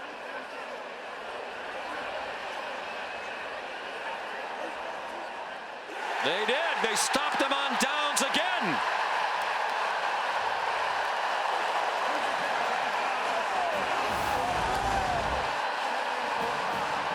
And what a play by the linebacker Debo Williams. He sees it immediately, but look, he goes low. And you can stop the running back's momentum if you go low and you take his legs out for under. If you meet him in the hole, he has a chance to get momentum and push you forward. But the low man wins there, and a massive stop by the outstanding fifth-year senior linebacker. Their leading tackler last year was first-team All-SEC. They are going to review it. It's a huge spot, obviously.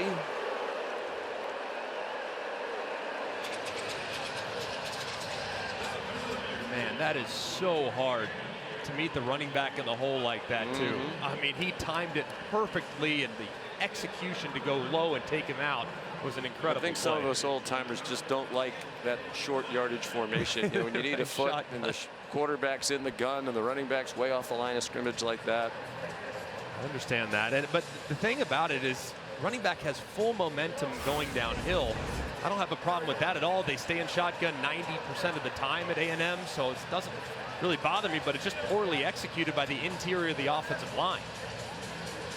Allowing that run through by Williams.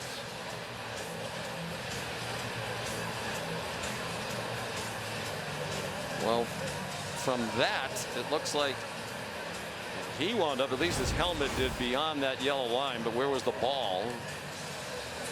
The first fourth down miss was A&M on the South Carolina 34.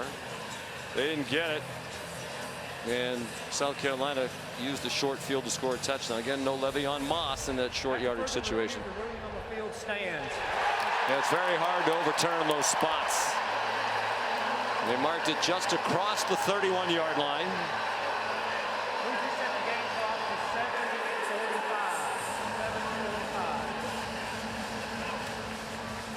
Thank you.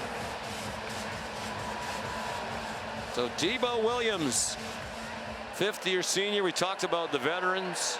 Not highly recruited coming out of high school in Delaware. Matter of fact, he was going to the University of Delaware. But COVID canceled the season. He never played a game there. Wound up transferring here, and he's been a stud for this South Carolina defense. And finally they get to Sellers, but they can't get him down. And he throws out of bounds. Boy, he is so strong, but even still, it looked for sure like it was going to be the first sack of the night. And I just don't know how he escaped from this. Sanford's off the left. Looked like it took a second even for Sellers to figure it out. Kind of wheels him around and throws him, thinking he's throwing him to the ground, but Sellers too strong. I mean, how many missed sacks tonight for the Aggies? Should have been a 9-yard loss, and one that would have taken him out of field goal range. Now Sanders weaves down to the 25-yard line. They're in field goal range. Damian Sanford, who whiffed on the last play, had help there from Albert Regis. 3rd down and 4. More than midway through the third quarter.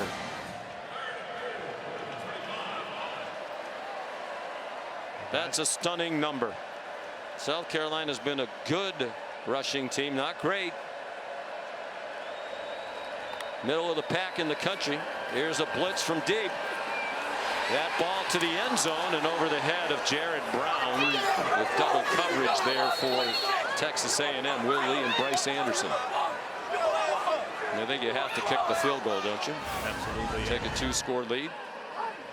Idea of taking the shot to Brown, but ball's in the air just way too long and allows Bryce Anderson to get up over the top. But that's a great job by Texas A&M's defense.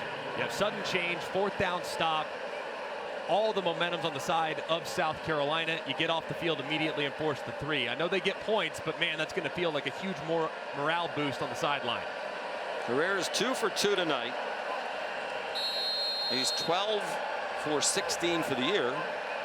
That's 4 misses, which doesn't seem like it's bad, but that's more field goals than they had missed in the previous 3 years combined. But he's 3 for 3 tonight, and it's a 2-score game. They still can't get Lenoris Sellers on the ground. Disney, ABC Sunday. Almost time for the first college football playoff rankings release. Be revealed Tuesday on ESPN 7 o'clock. College football playoff top 25 show presented by Allstate. The Allstate playoff predictor is also giving us numbers relative to Texas A&M's chances to reach the SEC championship game. Currently 54%. They're the only undefeated team in conference play at 5-0. Obviously the numbers get better with a win, go down with a loss. A loss tonight would drop them into a group of 5 one-loss teams, although we should point out that Tennessee's playing right now. And they were a 2-loss team in the conference. But it's interesting, and I think the reason why the numbers are just kind of 50-50, even though they're alone atop, is they do have a game with Texas to finish the year. They do, and a road trip at Auburn, which is a difficult place to go play, and we've seen many of championship dreams die on the field at Jordan-Hare. So I think when you look at this game, coupled with the road trip to Auburn right before the Texas game, it's still a very challenging November for the Aggies. On first down, Marcel Reed throws low. Don't forget to go to ESPN.com/Allstate Playoff Predictor to check out your team's chances to make the college football playoff. Tennessee is a one-loss team in the league, along with LSU, Texas, and Georgia. 6-yard gain on that play to Jahdae Walker. Interesting talking with Mike Elko last night. He said he thinks Georgia is the best team in the SEC. They certainly have looked like it at times, but not in the first half today. They definitely looked like it in the win at Texas. Amari Daniels comes up a yard short of the first down. So down 2 scores again. They rallied from 14-0 down in the first half to take the lead, and a late South Carolina field goal in the final seconds of the half sent them to the dressing room tied at 20. Short yardage situations have been a little bit of a problem for the Aggies tonight. Another one here on 3rd and 1. 3rd down. They're 3 out of 10 on 3rd down. Twice they've been stopped on 4th down and 1 in their own territory. And they're going to have another 4th down and 1. Debo Williams again. And Monkel Goodwine. I mean, the play is almost the exact same as the one they ran on 4th and short a second ago. You have left to right misdirection. Debo Williams goes right through the gap, makes the contact behind the line of scrimmage, and they get off the field yet again. And they're going to punt. Now, I understand they've stuffed you twice, and now there's 5 minutes to go in the 3rd quarter, and you're down by 10. And it feels like surrender. And not a great punt. High but short from Trevor White. And the fair catch made by Jalen Kilgore. Are you surprised they didn't try again? Really? And why do they keep running up the middle when it's not working? And their one massive run earlier in the game that resulted in a touchdown was off tackle to the right. So at some point, maybe try something on the edge, something out to the outside. But I don't understand why you'd punt there and go for it a moment earlier. Just did the analytics change, or did they just? I doubt it. I mean, I think if anything, sensing that his team really isn't doing a great job blocking up front on short yard situations. ESPN analytics said they should have gone for that. I would think most analytics do. Here's a blitz off the corner. And a lot of damage going to the right. That was Oscar Attaway, tackled by Shamar Stewart, a 1-yard gain. They do lead the country in Shamars, particularly among the defensive line. Stewart and Turner. Gets confusing when you're meeting with the coaches and they talk about Shamar, and you always have to ask which one. Right, and they both wear single digits. One wears number 5, one wears number 4, and they both can wreck the game for the offense.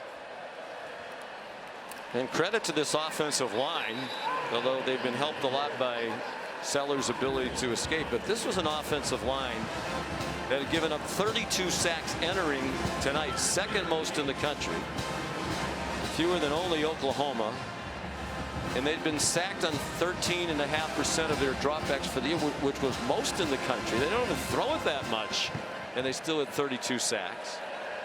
But no sacks for either defense tonight, in large part because Sellers has escaped over and over again.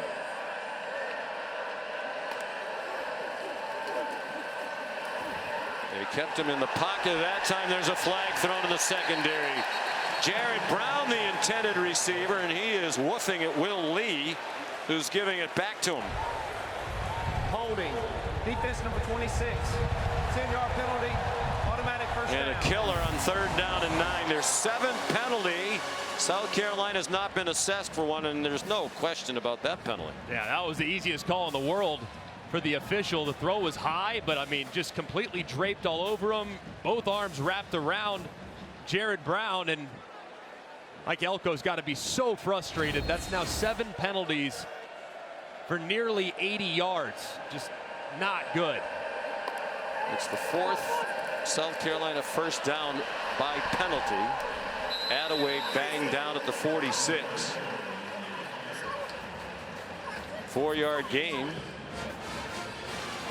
Damian Sanford, sophomore from Katy, Texas, in on the stop. And this defense needs to answer the challenge here. I mean, this is your superstar group. You got a young quarterback, down 10. You've been in this situation before. You were last week, so no need to panic. But the defense last week responded to the challenge by forcing several turnovers. Now they got to find a way to get off the field and disrupt the rhythm of this offense.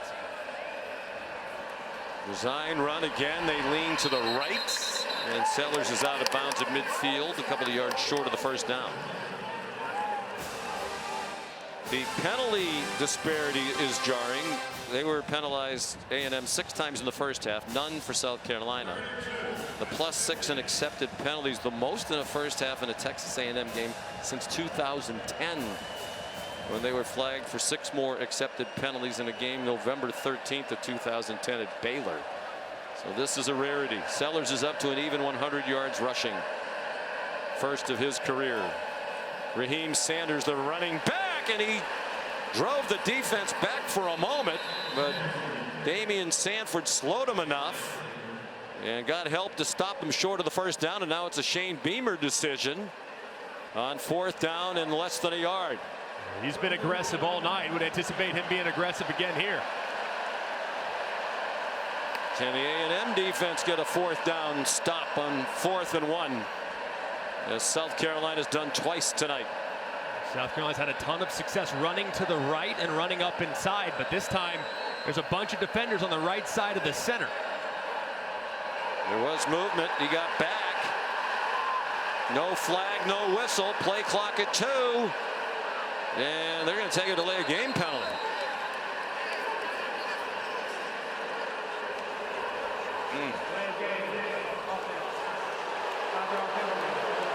Crowd's booing. It's the first South Carolina penalty of the night. And he wanted an offside call against A&M. Yeah, number 5, Shamar Turner. Watch him jump here into the neutral zone. I mean, right there, you can either snap the ball, and it looked like the right guard, Simpkins, tried to reach out and kind of stop him, but they've kind of adjusted that rule a little bit to where it's not an automatic offsides if he can get back in time. And I'm not sure the offensive lineman actually made contact. It is reminiscent. We can bring Bill in on this if he wants to. Matt Austin talked about that. You can jump back as you're the offensive player in response to the movement, but you know it has to be kind of a natural. You can't be able to reach out and slap you. Correct. Slapping him across the helmet. That's exactly true. Just the way you explained it, Sean. Well, thank you, Bill. You know, I do listen to Matt Austin occasionally. Not often. Your batting average on getting things right was comparable to that of Aaron Judge in the first easy. 4 games of the World Series. Jabri Barber, the fair catch of a 39-yard punt. Shane Beamer still hot. Understandably, but that is an adjustment. I think in years past, it probably would have been an offsides, but they've adjusted that to give the defense a little bit more grace to be able to get back on side. Are you surprised he didn't go for that 4th and inches? I am, especially with how they've been really controlling the line of scrimmage. There haven't been a lot of negative plays forced by A&M, so I would have run it. Minute 37, 3rd quarter. Texas A&M down by 10. Marcel Reed, good catch on a ball behind Cyrus Allen, and a flag down at the end of it.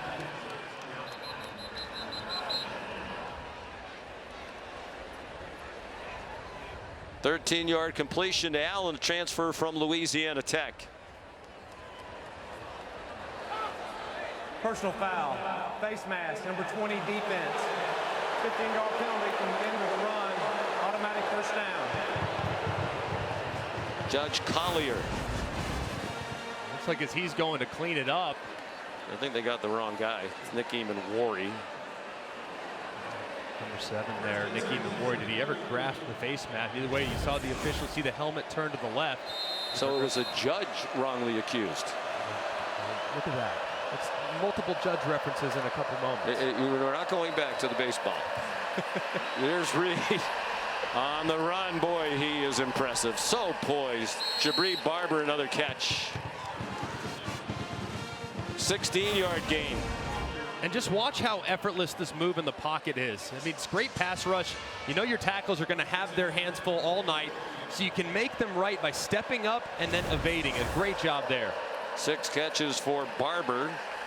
Not much there for Amari Daniels, tripped up at the line of scrimmage as we go under a minute to go. It was Judge Collier who made the tackle, the sophomore corner. Just watch Marcel Reed, man. Just his comfort level moving in the pocket. It never feels like he's going to panic. Things aren't moving too fast for him. I mean, he's just so in control. He's very decisive and has really an advanced feel for a guy that young.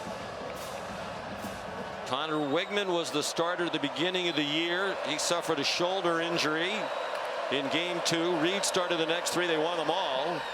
Wigman return was excellent against Missouri, but really had a tough time last week against LSU. Daniels chased out by Demetrius Knight.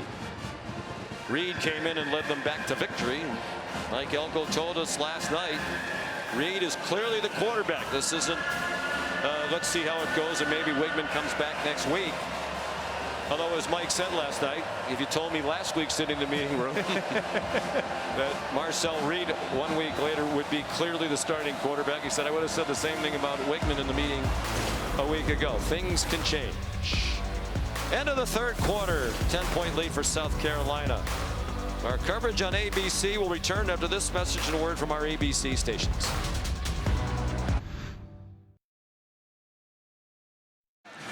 Coach, what do you need to see from Marcel Reed on this 3rd down? Yeah, we got to convert this 3rd down. We've had a horrible time converting 3rd downs. We got to get this one. We got to go get a touchdown and get us back in this game.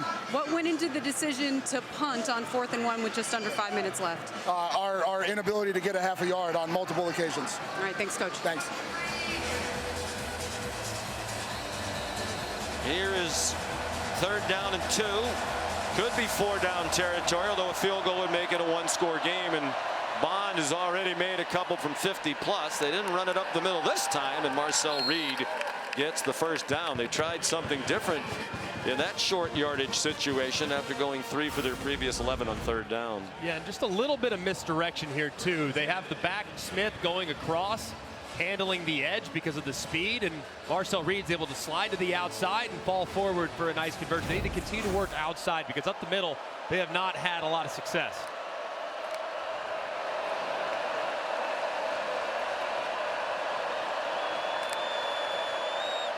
After the 7-yard gain against an awkward little connection there, and it's an interception.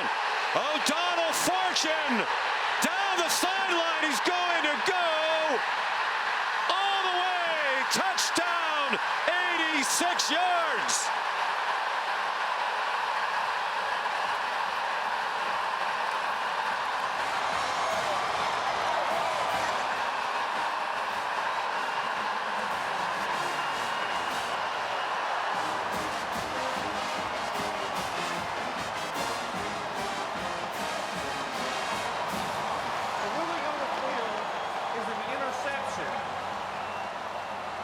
And the intercepting player stepping out of bounds at the 16-yard line. 1st down, South Carolina. And that's at his own 16-yard line. So instead of an 86-yard return for a touchdown, it's a 2-yard return. And it does look like his left foot is on the boundary there.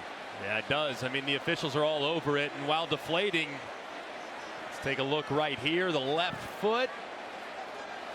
It looks like he is out right there. Well, just a little bit.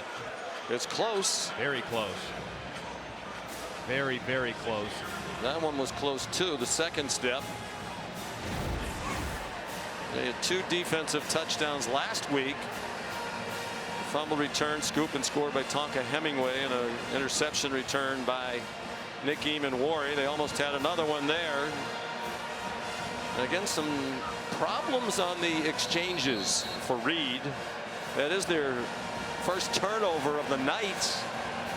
And the first turnover that Marcel Reed has been involved in this year. He hadn't lost a fumble, and he had not thrown an interception.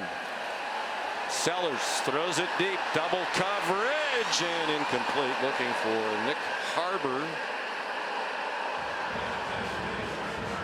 who's 6'5", 235, and an All-American track athlete.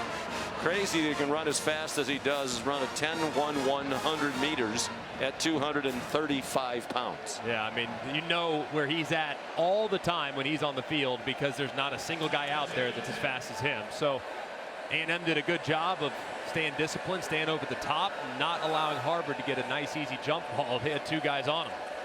Only the 3rd pass attempt in this half for South Carolina. They've all been incomplete for Lenoris Sellers. Here's an A&M blitz. They hit him after the throw. It's still caught by Joshua Simon across midfield and finally ridden out of bounds. Trey Jones III made the tackle, but it wasn't easy.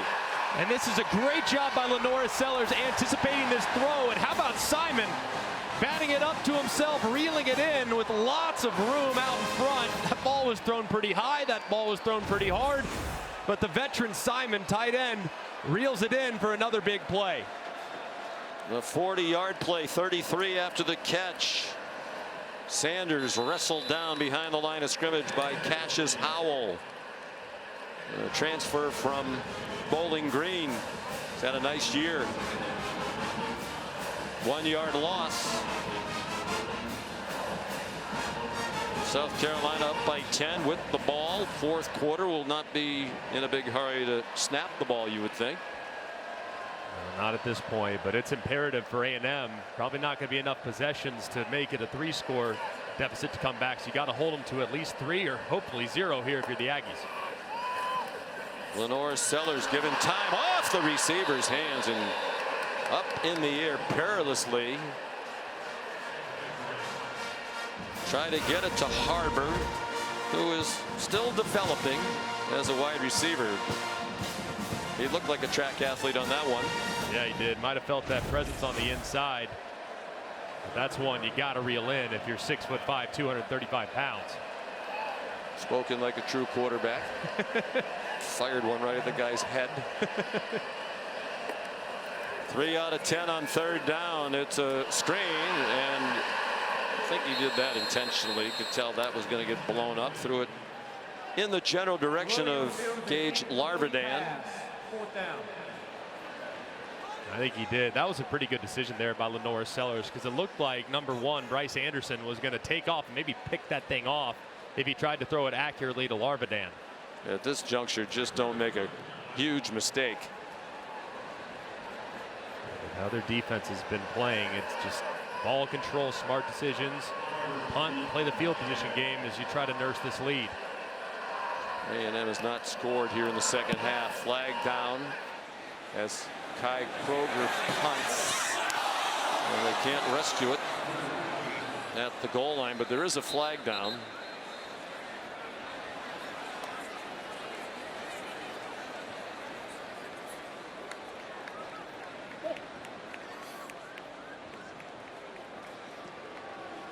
I would think Mike Elko would turn that down. Why give Kroger another chance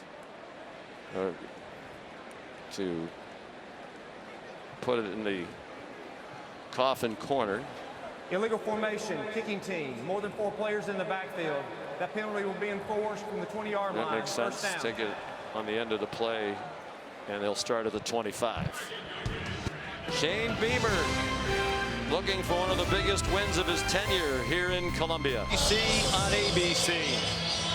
Sold out Williams-Brice Stadium in Columbia, South Carolina.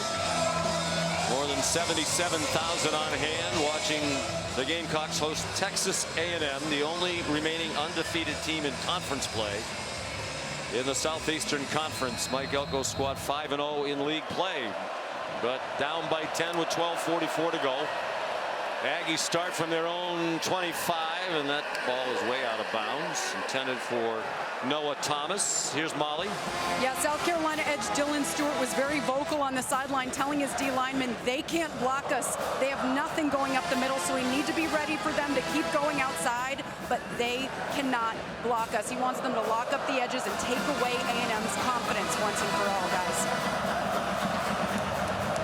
I think the most stunning thing in this entire game is no sacks on either team. Marcel Reed gets 4. Kyle Kennard made the tackle. An overflow crowd here tonight, 80,298. It's almost 3,000 more than capacity.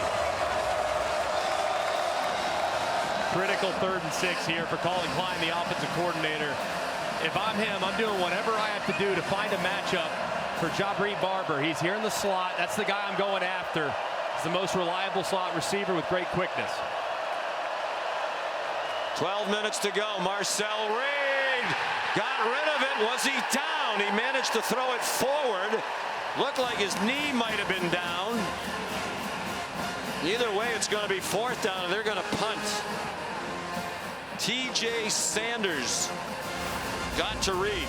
And how about this rush by TJ Sanders, just right between the left guard Shanahan, who's in starting tonight for the injured Chase Basantis, and Bayou, the center. He just splits him, drops Reed, and he does get rid of it before that knee hits the ground. But a great rush there by a very underrated tackle. And Clayton White was quick to point that out yesterday. He said, you know, one of the reasons Stewart and Kennard came into this game with the sack numbers, the tackle for loss numbers, those guys in the middle are terrific. And if you double team the ends, these guys in the middle, including TJ Sanders, are going to cause some serious problems. Part of a 3-man rotation in the middle with Boogie Huntley and Tonka Hemingway. The punt by Tyler White is a 50-yarder. Yeah, and I think those defensive tackles really for both teams, very underrated, underappreciated, but especially in South Carolina. Plus, they played a ton of football. I mean, Sanders, Hemingway, and Huntley, but 5th-year senior, 4th-year junior. I mean, these guys have been around for a long time. They're grown men, and they're playing like it tonight.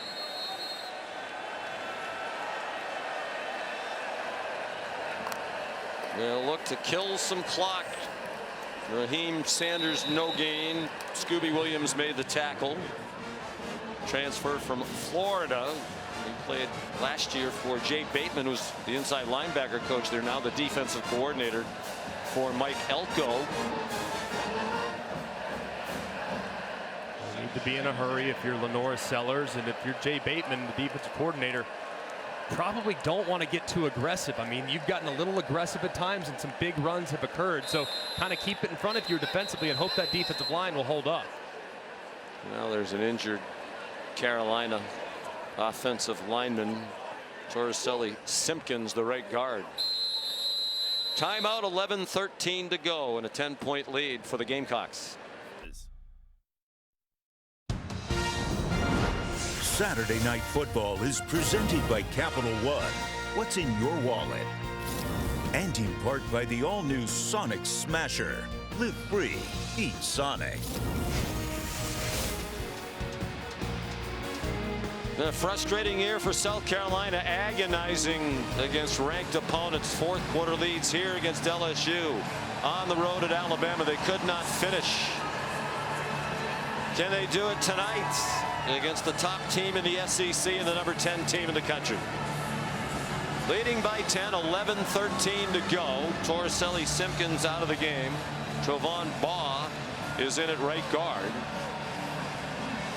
South Carolina's had the same 5 offensive linemen start every game this season. They've had one of their best nights tonight, helped by the elusiveness of LaNorris Sellers. And he sidesteps the rush again and dumps it off for Raheem Sanders.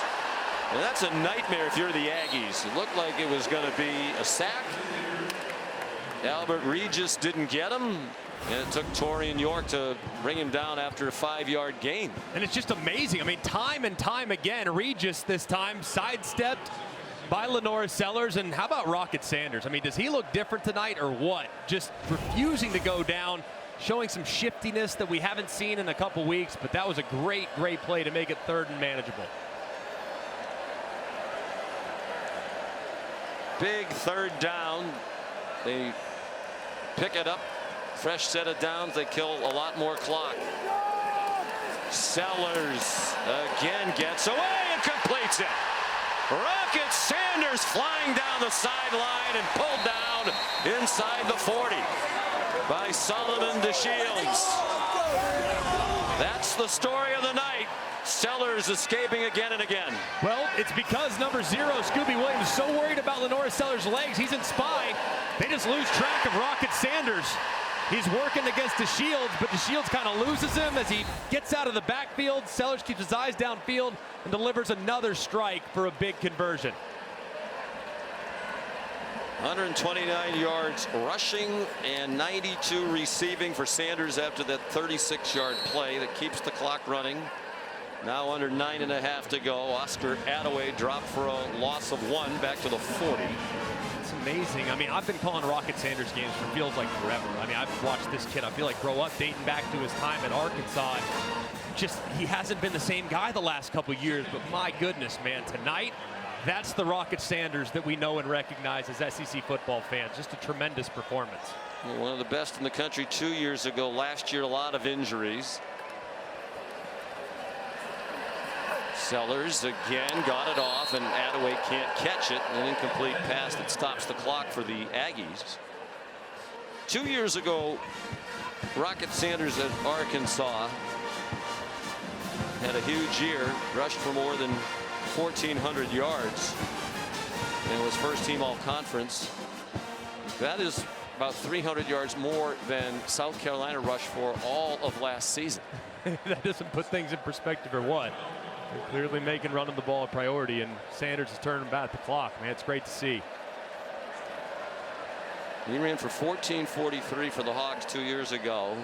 The Gamecocks last year rushed for 1,021.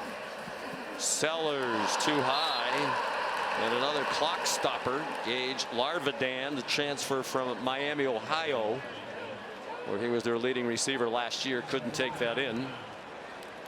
It's got to be frustrating for Dow Loggins, the offensive coordinator, and Shane Beamer. You call 2 pretty high percentage passes. You call a screen, and then you call a little underneath route that's 3 or 4 yards downfield. Both wind up incomplete, and that costs you 80 seconds worth of clock potentially. There's Kai Kroger to punt. His 4th. Oh, it's muffed, but Jabri Barber got back on it.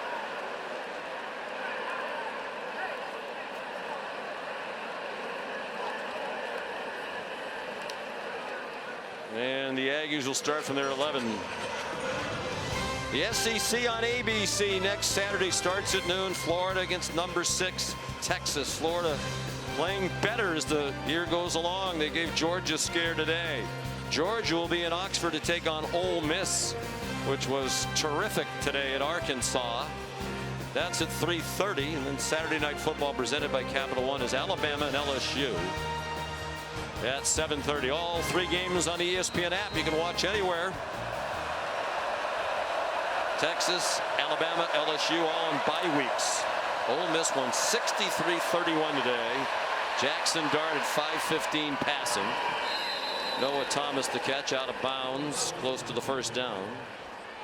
I know we're not even to the midway point here of the 4th quarter, but it really feels like it could, with how South Carolina could run the football and how LaNorris Sellers has played, feels like A&M almost has to get points on this drive.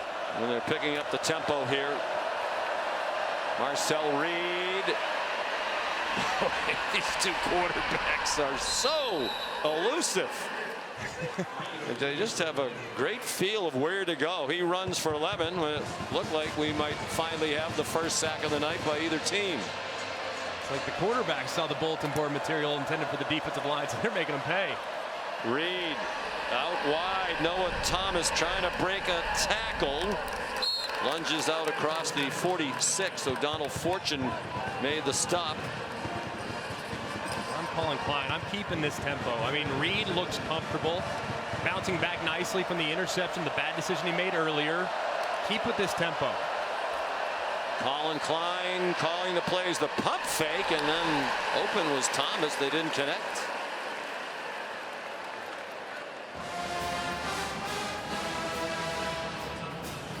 Colin Klein and Mike Elko had no relationship at all. Mike Elko said he just kept track of offensive coordinators we thought were very productive. Did his research. They met in Denver where Klein was recruiting. And Colin Klein said, I knew after a very short period of time I wanted to work for Mike Elko.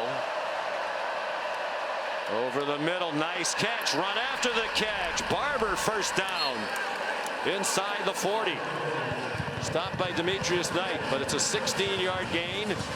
And the Aggies are on the move, and they're doing it quickly. Yeah, if I'm Reed, I'm looking in Barber's direction again. He's a little bit slow to get up, but he's hot right now. Reed stepped up in the pocket, and finally a sack. The first of the night for either team from Dylan Stewart. And watch this hesitation by Stewart. He fakes like he's going to twist underneath the defensive tackle, which gets the left tackle, Zune, to kind of step inside just a little bit, and then boom, he beats him with speed right around the edge. He almost strips the football, too, as he hits Marcel Reed with that right arm trying to dislodge it. No, it's a loss of 5. Trying to bounce outside, unsuccessful to E.J. Smith. Tackle by Demetrius White. Bill Lamagna did not think there should have been a penalty when Reed got hit in the head. They're on the 42. You'd say probably not at field goal range, but Bonds made a couple from 50 plus with plenty of room to spare. 6 minutes to go. 4 out of 13 on third down, the Aggies. Reed sacked again back at the 49. T.J. Sanders.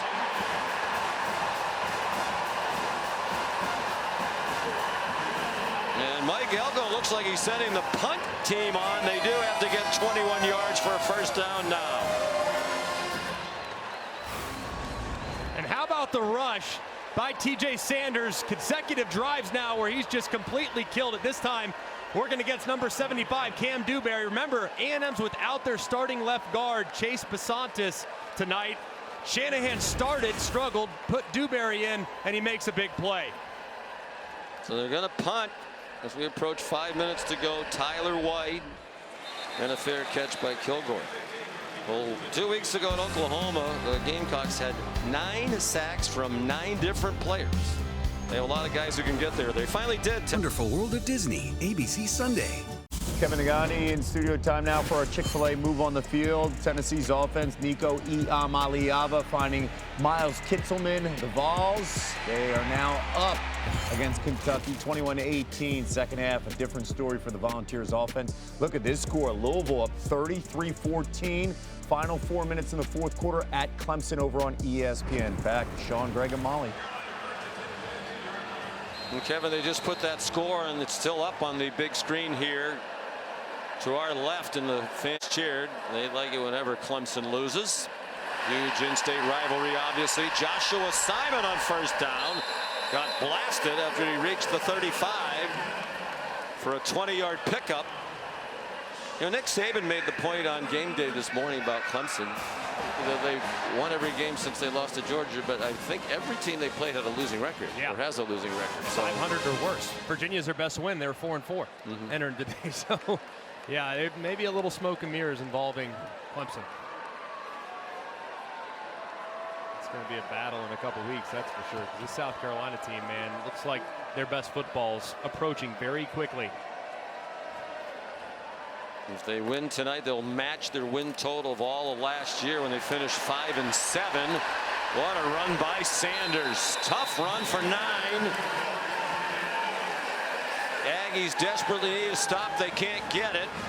138 now for Sanders on 17 carries, including a 52-yard touchdown run. Well, let's turn back the clock for the star running back, Rocket Sanders. How about this run right here? Downhill, but watch this bounce to the outside. And a great job breaking a tackle and taking off for more yards after contact. And then he gets a really favorable look. And guess what? It's nice when the safety picks the wrong hole. He's out the gate, but you see the speed that he became known for so many years here in the SEC. But he's not just doing it on the ground, he's also doing it through the air. Third down, critical third down situation. He breaks free, gets friendly for his quarterback, makes the catch, turns upfield for yet another big gain. So Rocket Sanders, just do it all performance today. 138 on the ground, 92 through the air, and just constantly putting tons of pressure on this Aggie defense. A lot of these students have made their way down close to the field. They are anticipating a field storming here. They haven't had a win over a ranked opponent since 2022. Most memorably that year, they finished strong at the end of the regular season. They beat Tennessee and Clemson in back-to-back weeks. Tennessee came here number 5 and rolling, and South Carolina handled them. They're still filing down toward the field. Raheem Sanders, the ball carrier on the last play. 4 minutes to go. This feels like years in the making. The frustrations of this season, LSU game, really giving it away, making so many critical mistakes against Alabama that led to them coming up just a couple points short. This one feels like they've exercised a lot of demons for Shane Beamer. A&M completely selling out on the run, as you would expect. Albert Regis first there for the Aggie defense. Loss of 2. Timeout, Texas A&M. Final second half, 30-second timeout. Against LSU, Shane Beamer's team got off to a 17-0 lead. Lenore Sellers got hurt. They were down by 3 late. Alex Herrera missed a 49-yard field goal at the end of regulation. At Alabama, down by 2. They couldn't get the 2-point conversion. They recovered the onside kick, but then an interception effectively ended the game. And when we talk to Shane Beamer, those things sting and they don't go away. Yeah. He's sitting there thinking we could so easily be in the position that Texas A&M is in. They're other loss against the ranked team, they got hammered here, 27-3 by Ole Miss, but it could be a much different season right now for South Carolina. Yeah, I mean, to have one performance that left something to be desired. The rest of them, they played well. I mean, I guess you could say ODU, week 1, didn't play very well there, but they dominated Kentucky on the road. I mean, this team, they can certainly elevate their play at a moment's notice, and they have tonight. There's a broken tackle.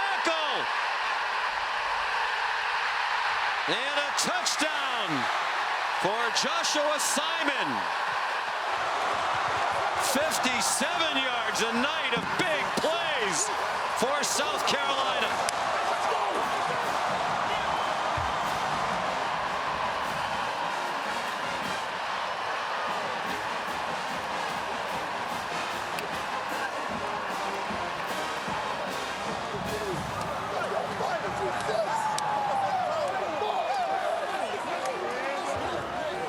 Catches 132 yards for the tight end Simon, and now 2 touchdowns.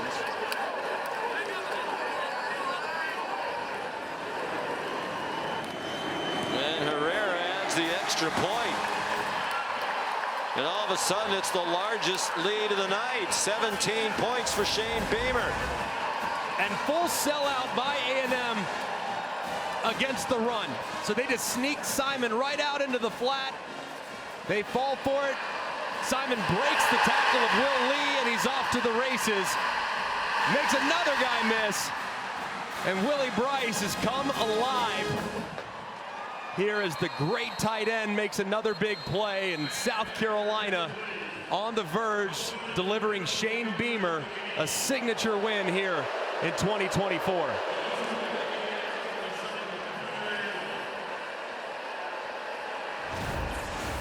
It'll be his 4th win against a ranked opponent to get him to 4-14. It'll end a 9-game losing streak to ranked opponents.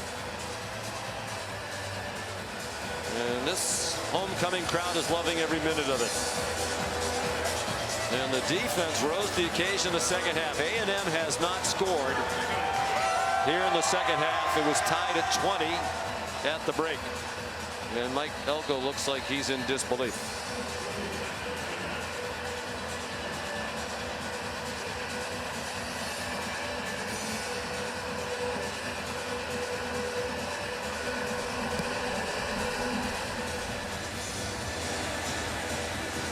And Greg, how about this number? As the fair catch is made. Excuse me while I look at the chart. Carolina came into tonight with 53 explosive plays for the year. Now that is rushes of 10 or more yards and passes of 20 plus. They've had 6 passes of 20 plus tonight and 8 rushes of 10 or more. It's unbelievable. To see 517 yards of offense against a defense that is this good, that is really built to stop what you do offensively, stop the run, own the line of scrimmage. It's just a remarkable effort by South Carolina. And now Reed stripped to the ball, and South Carolina has it. Kyle Kennard has the ball.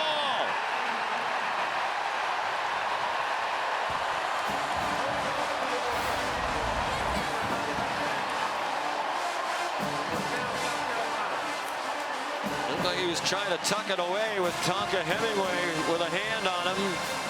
It took them a long time to get to Reed.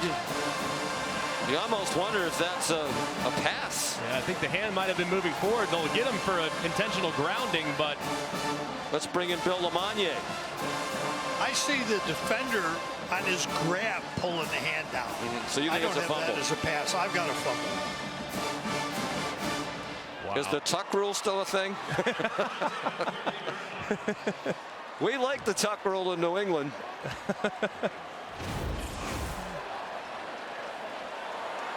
The ruling on the field is under further review.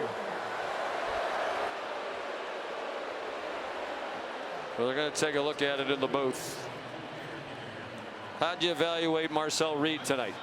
He's had some really good moments, and he's had moments in which he played a little bit like a freshman.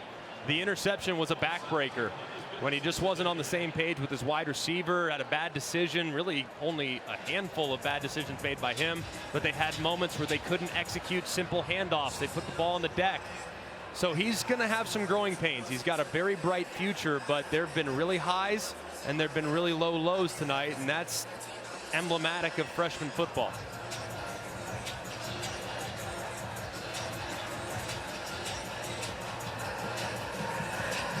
I think both of these teams are in good shape going forward at the quarterback position. Coach has talked about how Lenoris Sellers has improved as the season's gone on, and you can really see it. Maybe it's because he shed the glasses. Right. You know, he said when we talked the other day, he's been trying contacts. Further review, the ruling on the field stands. First down.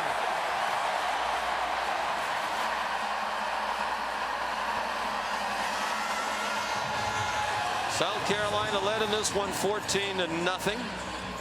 A&M went on a 20-3 run, and it's been 20-0 since for South Carolina. They've outscored the Aggies 17-0 here.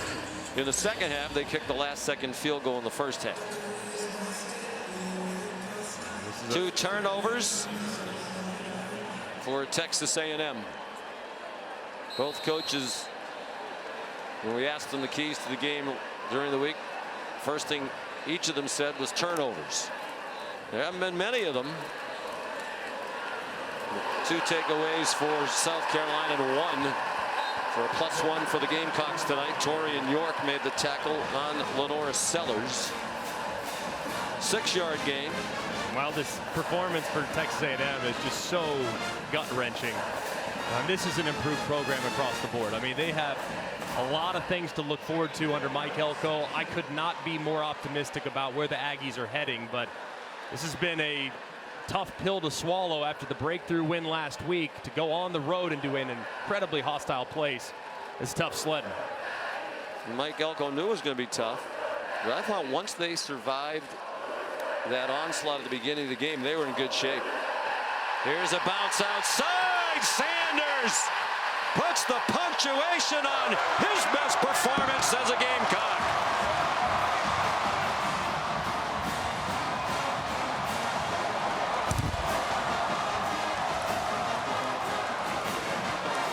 That is his South Carolina high, 144 yards rushing, and he's now scored twice. This one from 7 yards out. And just a great job bouncing to the outside yet again. It's been time and time again. Secondary players, linebackers for A&M have kind of gotten caught inside, and Sanders with the bum ankle for several weeks, he couldn't get to the edge. Now he can, and he pays it off again. What a terrific performance from the veteran running back.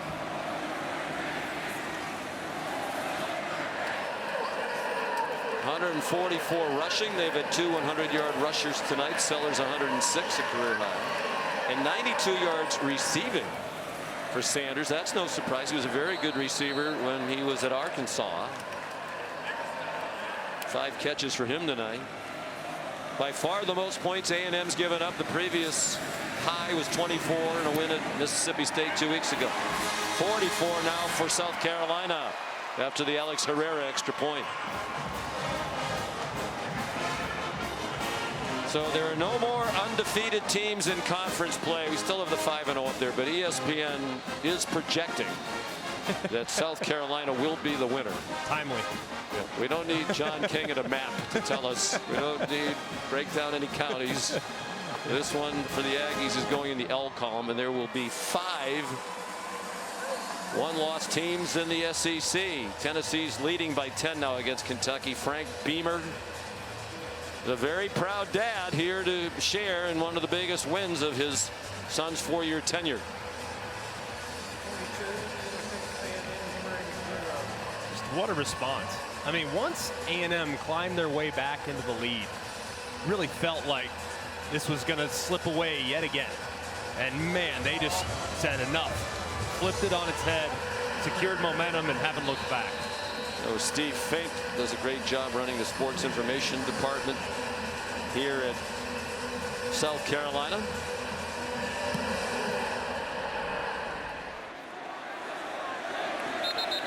How about the story Shane Beamer told us talking about father and son? You know, one that he grew up with his dad on the sideline at Murray State and Virginia Tech. There's some great pictures in Shane's house here in Columbia with his dad. And his son, Hunter, is a fixture on the sideline. 2 weeks ago when they won at Oklahoma, there was a great shot in the final minute, the clock ticking off. Hunter walks over and hugs his dad and says something, and Shane Beamer started laughing.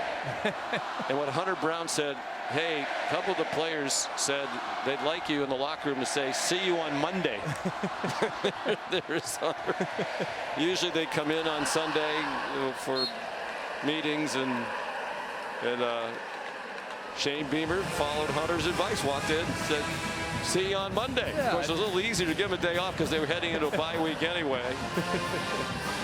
But there's a lot of flashbacks for Shane and Frank when they see Hunter on that sideline.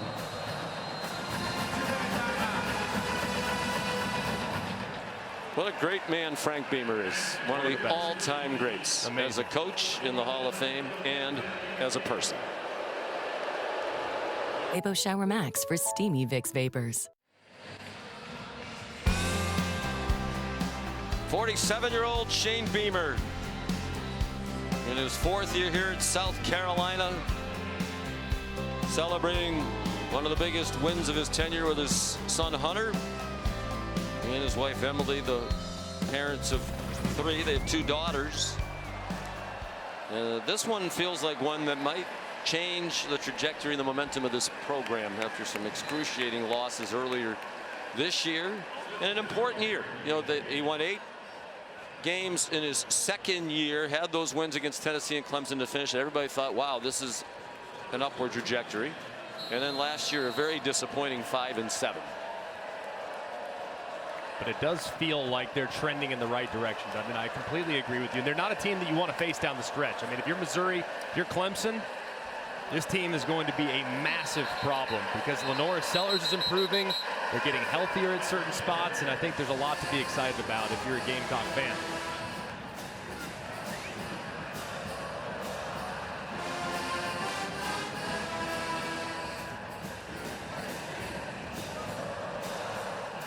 What a night for Lenore's Sellers. Passed for 244 and 2 touchdowns, and ran for a career high 106.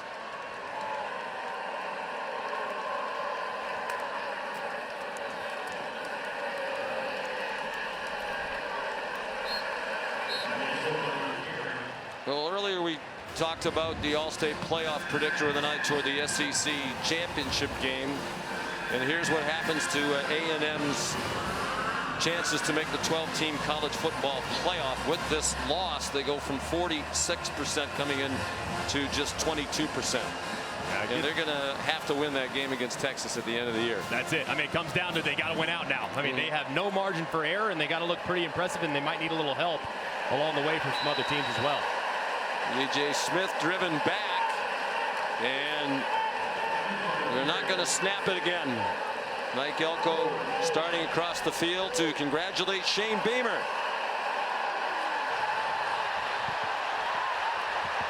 And here they come.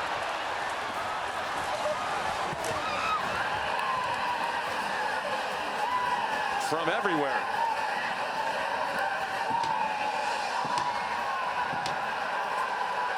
.4-point win against the number 10 team in the country. There's Molly with Shane. Coach, you had fourth quarter leads against Alabama and LSU. You let it slip through your fingers. Why was tonight different? Because we got a unbelievably special group of guys. I'm so happy for our players. We got so many guys that went through a disappointing season last year, but came back this year with high expectations. I love coaching these kids. I thank God every day that I get to coach this group. They're so much fun to be around. They work. All we talked about at halftime was finish. We got it. It's a 4-quarter war. It's tied up at the half. We got to go finish. And what do we outscore? 24-0 in the second half. And it says so much about our team. Sorry, he's wanted a field storming for a while now. It says so much about our team. Like, that's a heck of a team. And I got so much respect for them and the way they play the game. And all the talk this week was about how physical they are. And they are. We're pretty damn physical, too. And we showed that tonight. To run the ball like we did, I mean, just, there's no better environment in college football. I mean, look at this. So many explosive plays for your offense. How are they able to find so much success against what everyone called such a physical A&M defensive front? Yeah, just work. We've practiced so much better the last couple of weeks, especially offensively. We just continue to get better. You know, I think I told you guys on Wednesday when we talked, Lenora was a young quarterback early in the year, and he just continues to get better every single game. You need to be talking to him, because I wouldn't trade that kid. I wouldn't trade that kid for anybody. Coach, you mentioned all the talk this week was about A&M's defensive front. What kind of edge and physicality did your defense play with in this game? Yeah, that's who we are. I know I told you before the game, we told the players all week, this was going to be like a Tuesday practice at our place. And I may be young, but I got more old school in me than people think. And there's a lot of things that we do in practice that coaches have been like, you can't do that. I'm like, well, my dad did it for 29 years as a head coach, so we sure as heck can. But it's the way we practice, and what a statement win about our program. Coach, you told us they remember November getting started? We just continue to get better. We're set up. We should be playing our best ball down the stretch here. The way we've continued to get better all year. We got a big challenge next week in Nashville. I watched Vanderbilt today go down there and dominate Auburn physically and get bowl eligible. So we know we have a big challenge, but we'll be right back to work tomorrow. Go celebrate this field storming. Congratulations, Coach. Thank you. Appreciate you. Big night for Lenoris Sellers. He's definitely much improved. He rushed for 106. The first Gamecock quarterback to rush for 100 in a conference game since 2002 when Corey Jenkins went for 101 on the ground. September of 2002 in a loss 13-7 to number 9 Georgia. And Raheem Sanders rushed for 144, 92 receiving. First Gamecock with 100 rushing, 90 receiving a game since Ryan Brewer in 2001 in the Outback Bowl against Ohio State. Final score here in Columbia, South Carolina. The Gamecocks 44, the Texas A&M Aggies 20. Now for Greg McElroy, Molly McGrath, our great crew, Sean McDonough, good night from Columbia. Coming up next, your local news over most of these ABC stations. Thank you for watching this presentation of the Southeastern Conference on ABC.